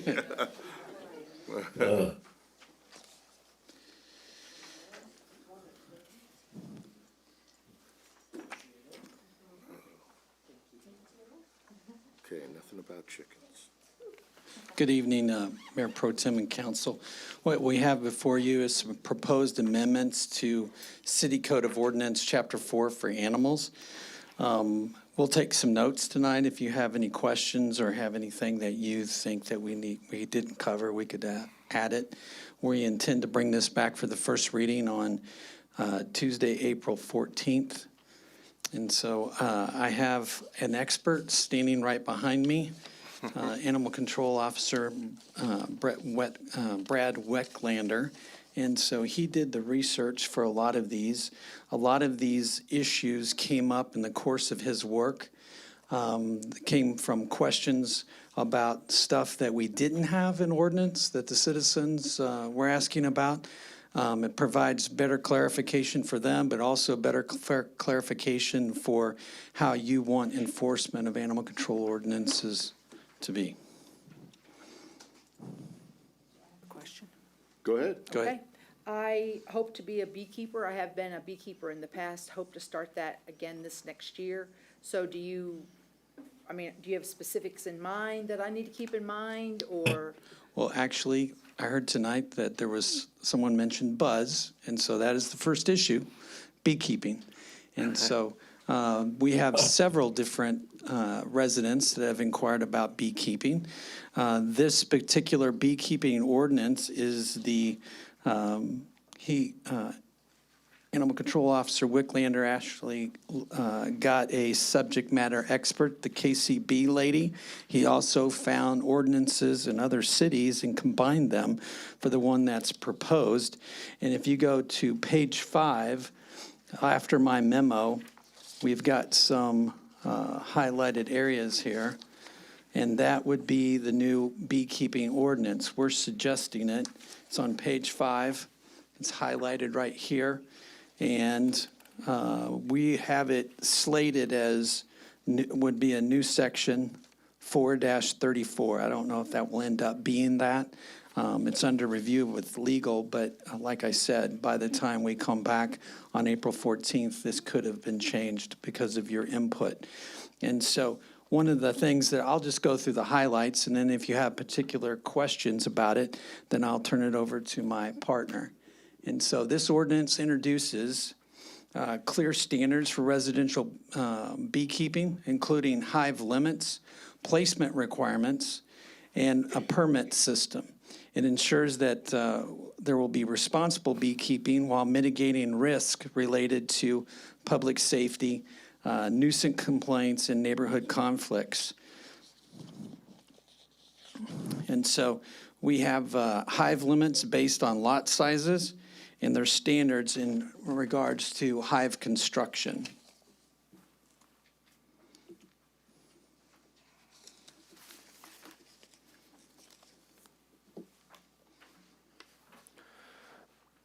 And so we are saying that setbacks would be 25 feet from the property line, unless there is a barrier, 50 feet from any streets or occupied structures, and flyaway barrier required of 6 feet. And you would be asking, like I did, what is a flyaway barrier? And that is that bees typically will return at the same height that they left. And so we are asking for somewhat of a privacy fence that would make the bees fly at 6 feet and then return at that height. And that would be around the area where the hive is. We're asking also for a continual water source required and a nuisance prohibited, enforcement measures included. And so I'll pause here in case you have any questions. You want to talk about just the ordinance in general? The ordinance was actually interestingly put together. I began by looking at other cities' ordinances, and I found a lot of discrepancies in distances and some things that I were not familiar with.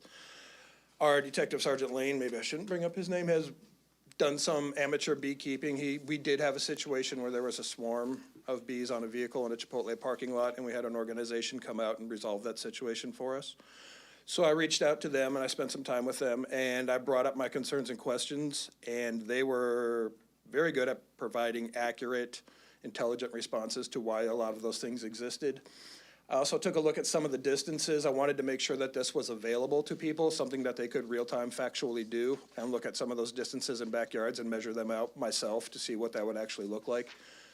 So combining with what was recommended as well as what was actually possible for people, requirements for people to meet, that's where I came up with a lot of these from. A lot of the interesting things, especially like the flyaway barrier, I did not recognize that if a bee has to reach a height of approximately 6 feet when leaving an area, it will continue to fly at that height, which can greatly reduce nuisance to neighbors. The water source required, a lot of times bees will, if there is not a nearby water source, they will go to like a pool or something like that, and they could swarm a neighbor's pool. So we wanted to make sure all of those things were occurring to reduce the potential of nuisance, but again, make it possible for people to keep bees. Is there any questions? I'll have more questions. Okay, sure. This appears very well thought out, especially from a bee perspective.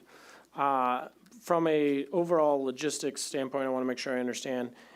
Anything in yellow is new? Is that correct? Highlighted yellow is new? Yes, everything in yellow is new. And then obviously I assume striked out means elimination of. Yes. And then I noticed a couple of like random, like there was somewhere it was bolded, and I'm assuming that was just for the That's not intended to stay in the ordinance, that bolding, that font change, that type of thing? Yes. Okay.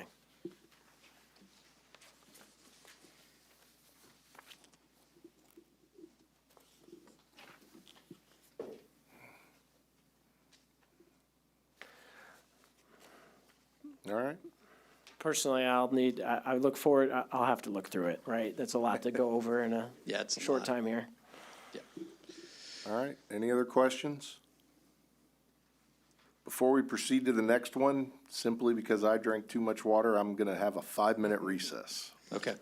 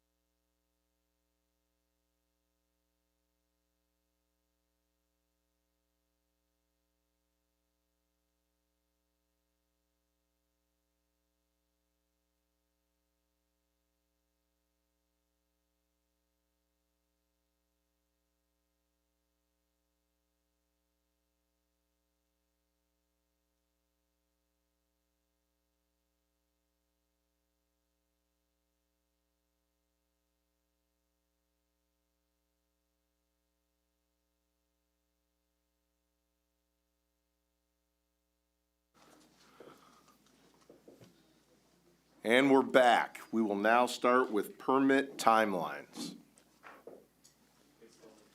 Huh? Oh, he had more? Yeah, we have more. Oh, my goodness, I'm sorry. No, that's okay.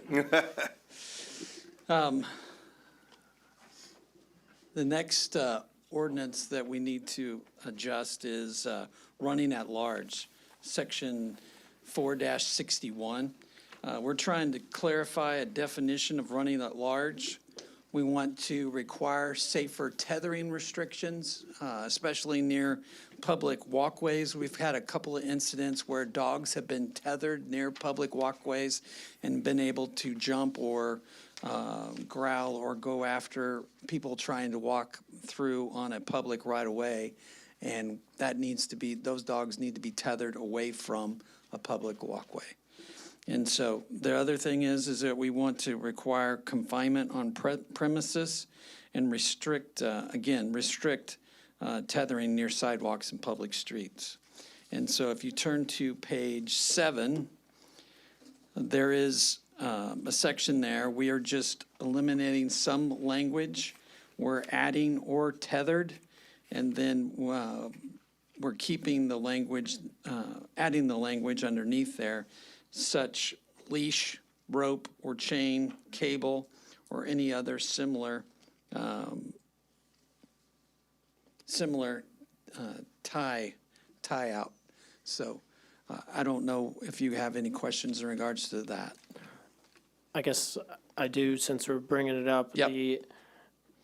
If I eliminate the added language of the yellow highlighting, and it goes back to saying regardless of the length of, to come to within 10 feet of the walkways, I mean, that, either way, before this change or after this change, they weren't supposed to come within 10 feet of the walkways, is that correct? That is correct. This So change, were we having a hard time enforcing it then? yes, the language of it wasn't quite accurate. What we were experiencing was, the initial one said that animals can't be staked with any sort of restraint that comes within 10 feet of a walkway. The problem we were seeing is people were like tying animals up to a railing or something, which would be tethering and not staking. Those animals were coming within 10 feet of a walkway, and we're having the same problem, but the language only referenced staking the dog, using a stake into the ground, and not tethering it as in tying it to a tree or a railing or some sort of structure. Okay, now I understand. I didn't understand why, okay. Then the second piece of that, though, is I assume when someone's walking their dog with a leash, that is not tethering them. Is that? No, that is not tethered. That is somebody who is in control. That is not tethered. That is somebody, okay. That is not tethered. That is somebody who's holding that is animals in control of the person who is walking it at the time. Okay.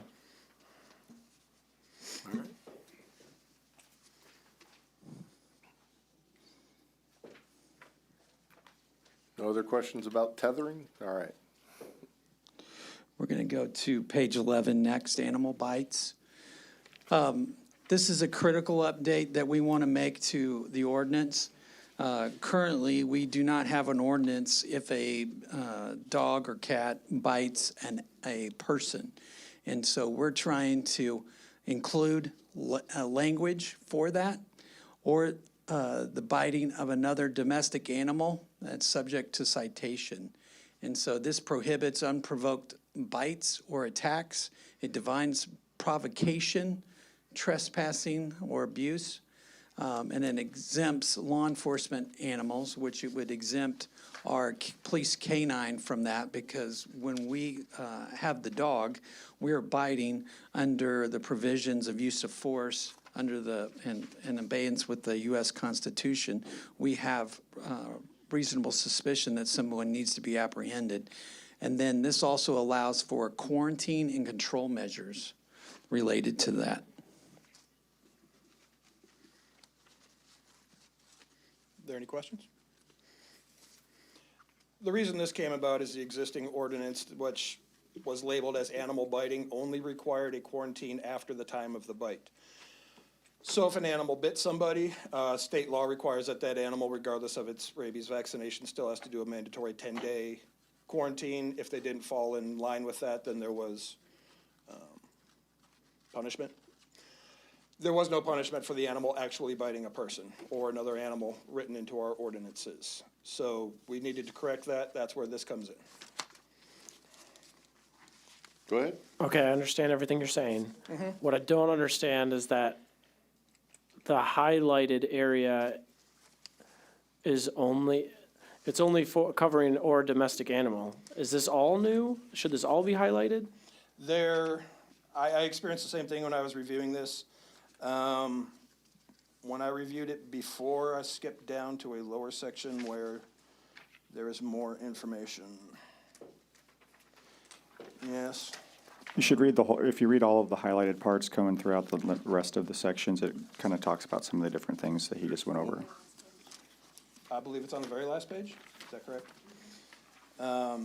You'll see a section where it says it shall be unlawful for the owner, harbor keeper, having possession or management in whole or part of any animal to permit such animal to bite or cause injury unprovoked to any human being or other animal. This shall not apply to animals trespassing on the owner, harbor keeper premises, and shall not apply to animals under control of law enforcement officer. Gotcha, okay, so. Yeah, that'd be section 1-45. So yeah, that section is kind of a previous one. It is addressed further later on in the paperwork. Oh, that makes it even more, so we have two section 4-145 in here? Well, what I'm talking about is the fully revised part. The other part is not the fully revised part. All right, so here's where I'm going with my questions, if it's not become very abundantly obvious. I just want, my concern is not that you've done a great job, because again, it looks very thorough. I suspect you've done a great job.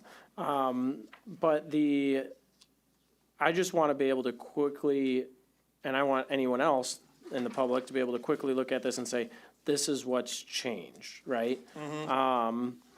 Alex, that's what the memo on the very front is, the first two pages. It's just it's a No, high I get view of that what- too, but we have, so when I look at section 4-145, there's one on page 11 and there's one on page 16.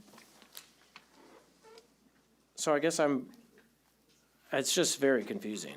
Am I the only one that? I think the highlighted sections are proposed changes, and if we are in agreement and don't have any edits, those two would be condensed into one change section, correct?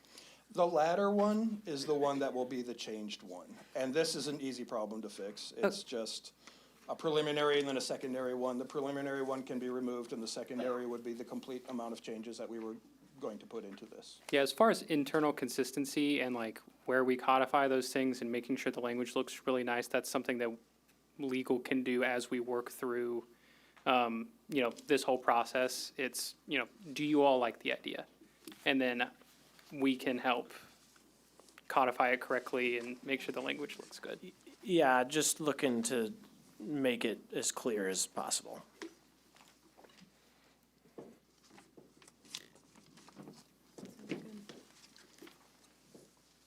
Sorry for the confusion.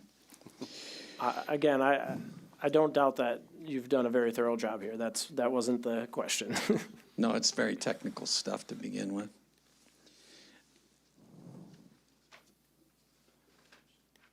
Any other questions about animal bites? Rabies vaccinations. We're looking to clear up the language in regards to rabies vaccinations. As it states in city ordinance, it has to be yearly rabies vaccinations. And we want to replace it with language requiring animals to have a current rabies vaccination and tag as determined by a licensed veterinarian. This will allow people to have the choice of getting a 1-year rabies vaccination, or they can get the 3-year. They would still be in compliance if they get the 3-year, because we come across a lot of animals that actually have the 3-year vaccination, and we just want to clean up this in regards to the ordinance. It also requires vaccination at 4 months or older, and proof of vaccination is required, and the rabies tag must be worn off the premises, and this sometimes is the issue because the animal doesn't have that on them.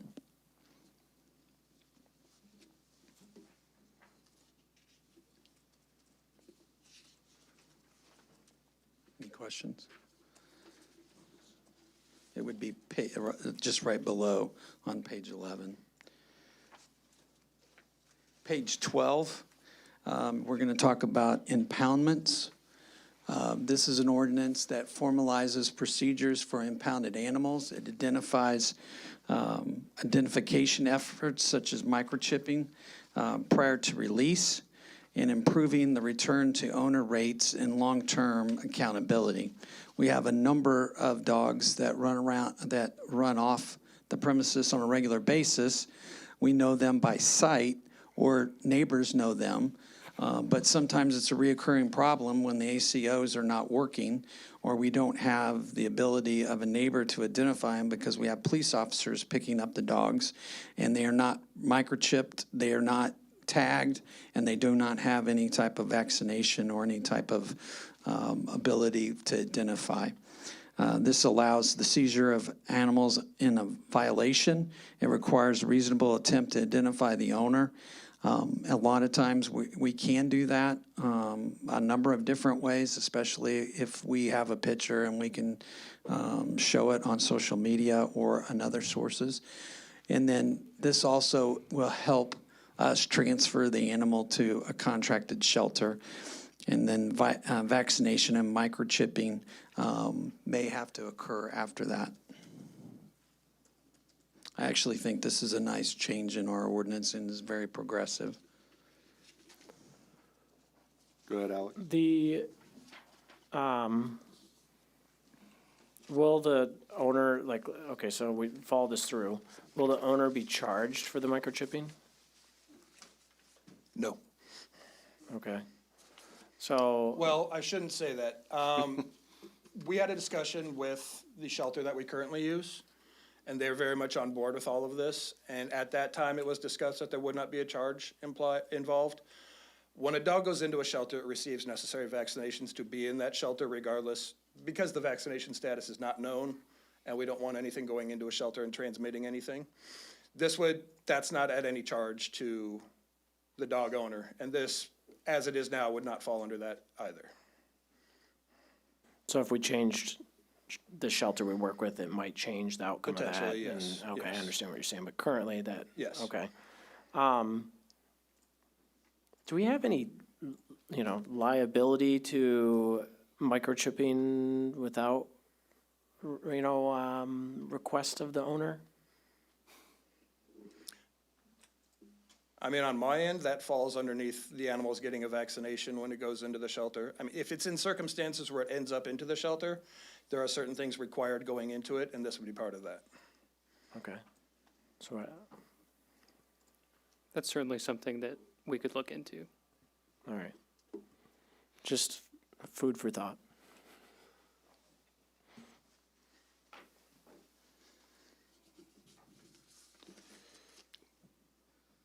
No other questions? All right, and then the last change would be to 4-169, and that is that owners reclaiming animals at the city contracted shelter shall pay all applicable fees to the shelter, including redemption fee, boarding costs, and veterinary expenses. And so this is how the owners of the animal would be responsible for paying fees related to the us picking up an animal because it got off the premises. Sorry. Go ahead. May I ask, do we know what the fees are or what they would charge for vaccinating or microchipping? As right now, there are not any. The fees that exist now is Belton charges a $50 impound fee, and the shelter charges a $40 daily fee, which goes on for 5 days, which is the length of a stray dog hold. And I will say the microchipping, if an animal is microchipped, whether it be through the shelter or the owner has decided to do it, that greatly reduces costs of impoundment, not only to the city for people who can't reclaim or maybe don't come to reclaim because of the costs, but also to the owner themselves. If we pick up a dog that's got a microchip with current information, we take it home. So that makes a big, big difference. Yeah, I should add that when the police officers are serving in the role of an animal control officer, when they're not working, they have access to the scanner that they scan the dog. Either it's brought out to the scene by a supervisor or another officer, or they take the dog to the station and conduct it, and then they can return the dog if it has a microchip. And so it's faster for us, and like you said, we don't have to take it to the contracted shelter. We don't have to take an officer out of service to drive all the way to northern part of Grandview. It works out better for us and the resident.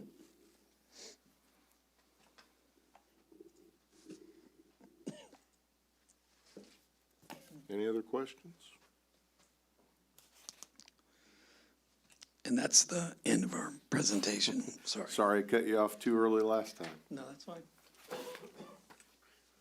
All right, now, without further ado, permit timelines.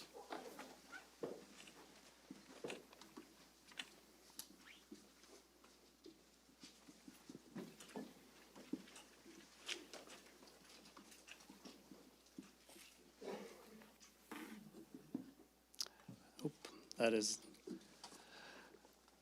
not the same presentation I had, sorry. I did provide the presentation to the council ahead of time. See if I have the other one. Just one second.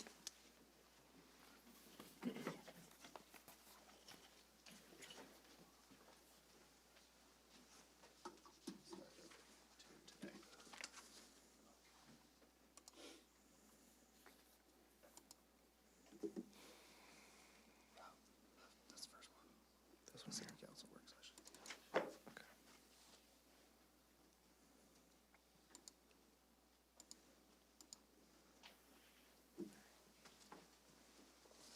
Okay, that'll be brought up here shortly.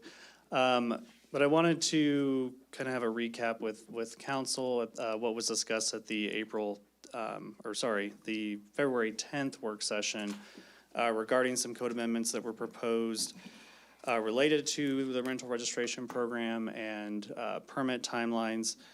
I know that was all a verbal discussion, but I wanted to provide more of the code amendments that are proposed in writing, as well as some graphics to kind of help illustrate those changes in the timelines that are proposed. So the primary reason for bringing this forward is to help achieve additional compliance through both the rental registration program as well as through permits, where we have a lot of instances where work continues to be done without permits, or permit is issued and inspections are not called in a timely fashion. One thing I do want to stress is that none of these changes impact property owners, contractors, residents, and businesses who are already following those processes and procedures. There's only one item where a timeline changes that applies citywide, but that is not one of the timelines that we've had issues with in the past. So the first thing is with rental registrations, on the screen there, that's just a screenshot from the draft code amendment. So everything that's highlighted and underlined in red, it would be the new language that's being added. So one of the challenges that we've had is there's no penalty built into the system or into the code for rental registrations that are not registered or renewed within a timely manner. So we are proposing to take a similar approach to what business licensing has added to their code, which essentially they have up to 30 days past due as kind of the grace period, and then after 30 days, the penalty fees start accumulating and increase every 30 days without compliance. The last work session, there was some conversation and concerns about the fees associated with that, where we were looking at $5 per unit. Instead, we are proposing to a $50 per registration flat fee for each 30-day period past due. The reason for the flat fee is it really doesn't matter if it's somebody that has 1 or 2 units or a 300-unit apartment complex. The amount of staff time and violation notice fee is roughly the same for either one of those entities. The second, so moving on to the building permit, there's two separate timelines in the code. There's an application period, which is currently 180 days. That is essentially from the date that you submit an application to when the permit needs to be approved and issued. If it's not issued within that 180-day period, it's automatically determined to be withdrawn. We're proposing to reduce that to 90 days because generally anybody who is actively seeking a permit will obtain a permit within that 90-day period. There are occasionally some exceptions for some bigger projects where the permit is approved within that time frame, but it may not be issued within 90 days just because they're waiting on contractors or things of that sort. But that's typically for the $1 million plus projects that we see where there's a lot of new construction and they may have a number of challenges with getting the contractors through the legal process. The permit validity period is still 180 days. That is not proposed to change. And we're actually clarifying that a little bit more clear in the code by adding the language that says after a passing inspection, it automatically is extended another 180 days from that date. So that's how we've been acting for many years. It's just not clear in the code, so we're actually adding that clarification.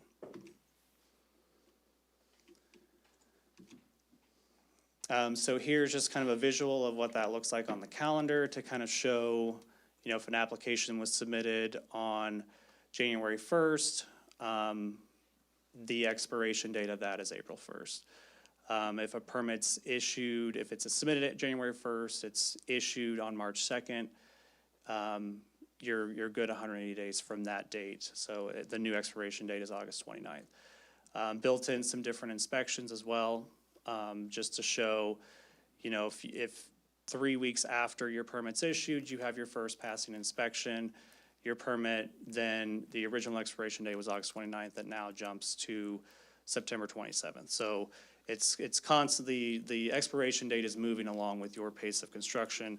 As long as there's a passing inspection within that 180-day period, it's automatically extended. If not, then the permit's been deemed to be abandoned, and we'll work through that process if it is an active construction site.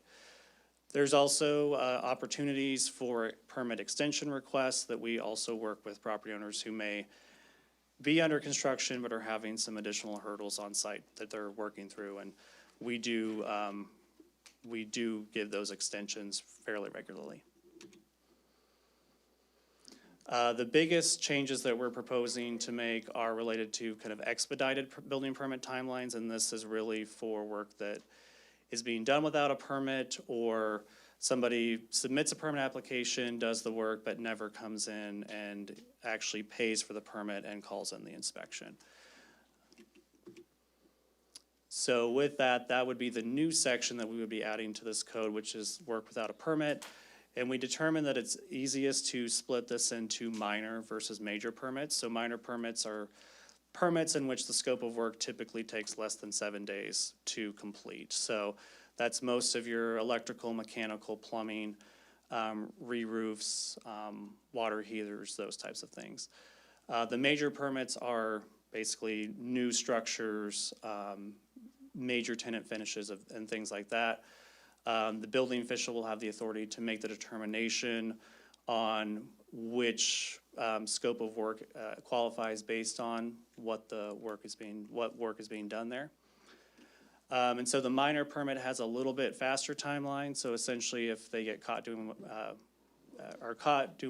work without a permit, they have 3 business days to submit the application to us, and then must obtain the permit within 10 days.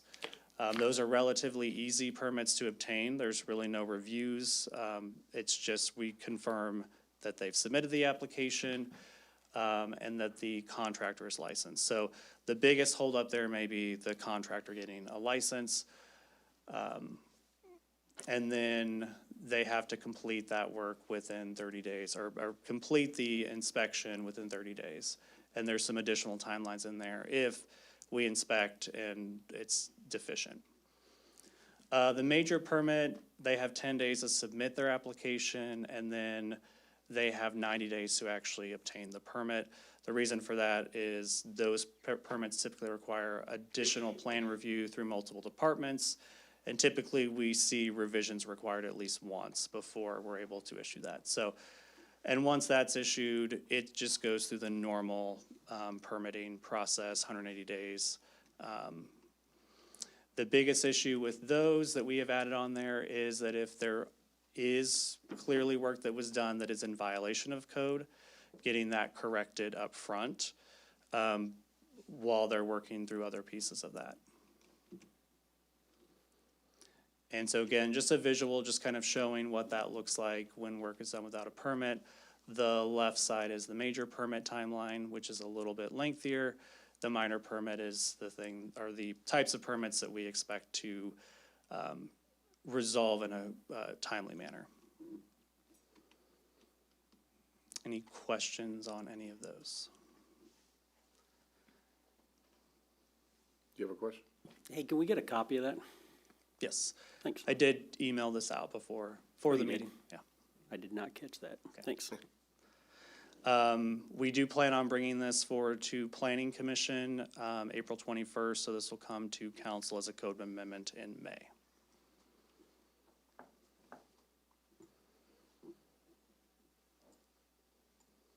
Okay. No other questions? Thank you, sir. Number 3, Autumn Woods Development Agreement amendments.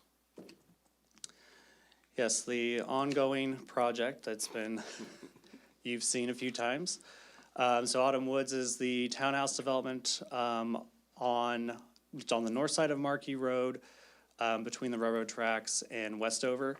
So this development was previously approved in 2016. At that time, it was 101 townhomes. All units were on a single lot, and all units were on a single water meter, and that was memorialized in the development agreement at that time. In 2024, the development plan was amended. The developer at that time wanted to replat the property to where each building, each threeplex, was on its own lot. They believed that that was going to be an easier way for them to get the financing to complete the development. And so we worked with them for about a year on taking that all through the process. And that agreement required that all new construction have individual meters per unit and that the existing buildings eventually be retrofitted before they completed the subdivision. About a few months after that was approved, the developer sold the project. And now we have a new developer that we've been meeting with over the past 9 months. And they would like to move forward with completing this subdivision. As part of that, obviously the cost associated with the costs and challenges of going back to individual meters on buildings that have already been constructed under a single meter is a challenge. So they're requesting to essentially go back to the plan that was approved in 2016, replat the property all on one lot, and utilize the master meter. However, that would be the only change here. All the other approvals that were done in 2024, including the increased amenities, the improved landscaping, the driveway expansions, all those would still be required, and they are agreeable to not amending any parts of that plan. One of the biggest challenges that we have had with this development is because trash service is not tied to a water bill, is trash fees being collected here. So the developer is willing to work with us on revising the agreement to where the developer pays a single trash bill monthly to the city that covers the cost of all the trash services within the development. And that ensures that the trash bills are getting paid there. So the next step would be if council thinks that that is a viable solution, we have an agreement that we've worked up with the developer.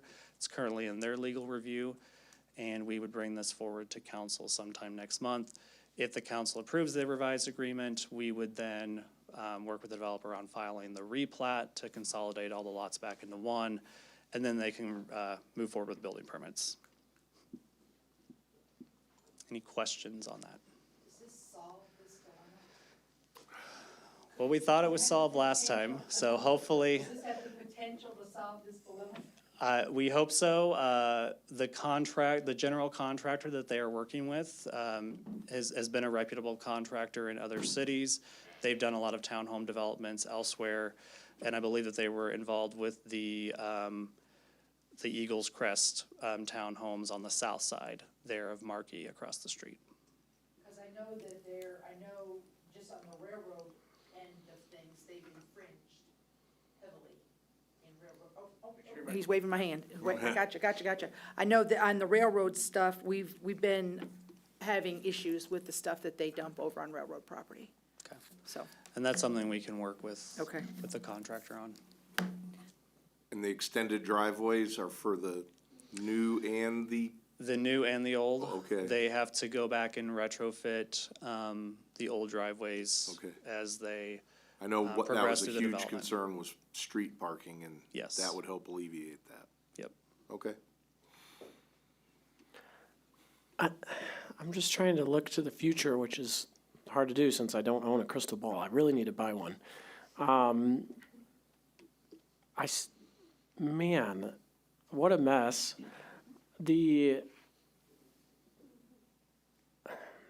What other problems may we come across with a single meter? well, one of the things I think you could come across is how do you do rental inspection when there's no obvious shutting off of the water supply for a new tenant moving in? So actually, the easier way to track, and what a few other cities are doing, is they utilize electric service for that. Because typically the landlord is more likely to make you pay for your own electricity as opposed to your water. So there's a number of different apartment developments in the city that are where the whole building is on a single meter. So that's not really the best way of tracking the turnover. I don't know.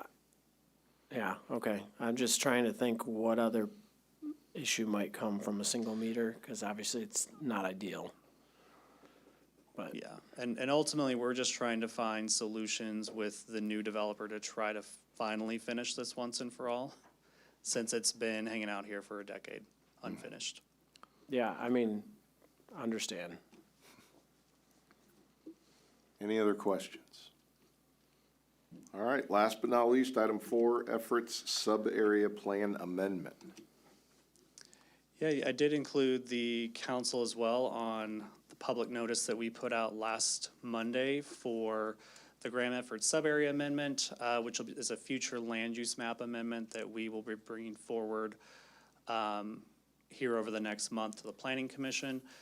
So the future land use plan was adopted in the comprehensive plan back in November 2024. And this particular sub-area was kind of tucked down on the southeast side of the city. We knew that there's a lot of development potential at the time, but we, at that point, hadn't really received a lot of development interest. Now with the continued southward trajectory of growth down the I-49 corridor and some of the recent development that's been occurring on Raymore's side of the I-49 North Cass Parkway interchange, we've seen an increase in development interest, specifically on the Efforts property because they're a more willing seller than some of the other property owners down in this sub-area. And so we have taken a lot of feedback from different developers who have approached us of, kind of what they're seeing in the market of how this area could potentially develop. And so these changes reflect those development interests and kind of the way that the market seems to be heading in this southeast part of the city. We also think that it's a better balance between employment, housing, and retail services. So previously, this sub-area was very heavily residential. We think with the proximity to I-49, putting a higher concentration of residential within a mile of I-49 is probably not the most ideal long-term, especially when we have limited other areas within this is really the only other large tract near I-49 for business park development, so that's why we have put that in kind of the southeast corner of this development.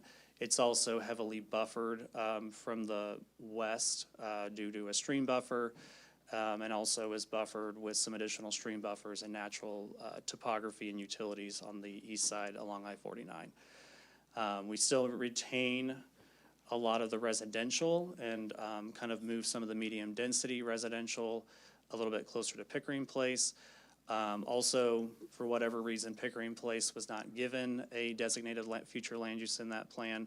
So we have designated that as medium-density residential to reflect essentially how it is developed. And so that is the reason for bringing that forward. We believe that we need both the jobs and the housing in this location. The jobs help drive housing, and then the housing and the jobs both drive the commercial development that is designated along I-49 at North Cass. So we did send out notices last Monday, and it's also posted on our website and at City Hall for the neighborhood meeting that will be held March 31st, next Tuesday at 5:30 here in the council chambers. And then the public hearing will be held by the Planning Commission on April 21st. The future land use map amendment is not zoning. It doesn't approve any specific plan. Currently, the Efforts property is in unincorporated Cass County, so if a developer were to move forward, they would need to, the property owner would need to voluntarily annex into the city. And then once that takes place, they would be allowed to submit for rezoning, development plan applications and those things, which would come before the city council at that time. If they didn't voluntarily annex, they'd have to go through county, right, to do whatever thing they wanted to do? Would, but the likelihood of that, sewer typically is what drives development, is the sewer access, and our sewer line runs through Makes there. more sense now. So, Okay. so the county would likely tell them to go annex into Belton anyway. Because, yeah, there's a decent portion of this is not Belton. Correct. No, actually, none of it on the south side of this 187th Street line is in the city limits. Yeah, and I understand, our comprehensive plan as well as our future use, involves outside of city limits because that's the part of future planning, but, okay. I just was trying to figure out why they would pick Belton over, Cass County when it came to, potential development, or permits, so. Any other questions or comments? Thank you for those great presentations, sir. Thank you. Anybody have anything else? I make a motion to adjourn. Second. Any discussion? All those in favor? Aye. Anybody opposed? We are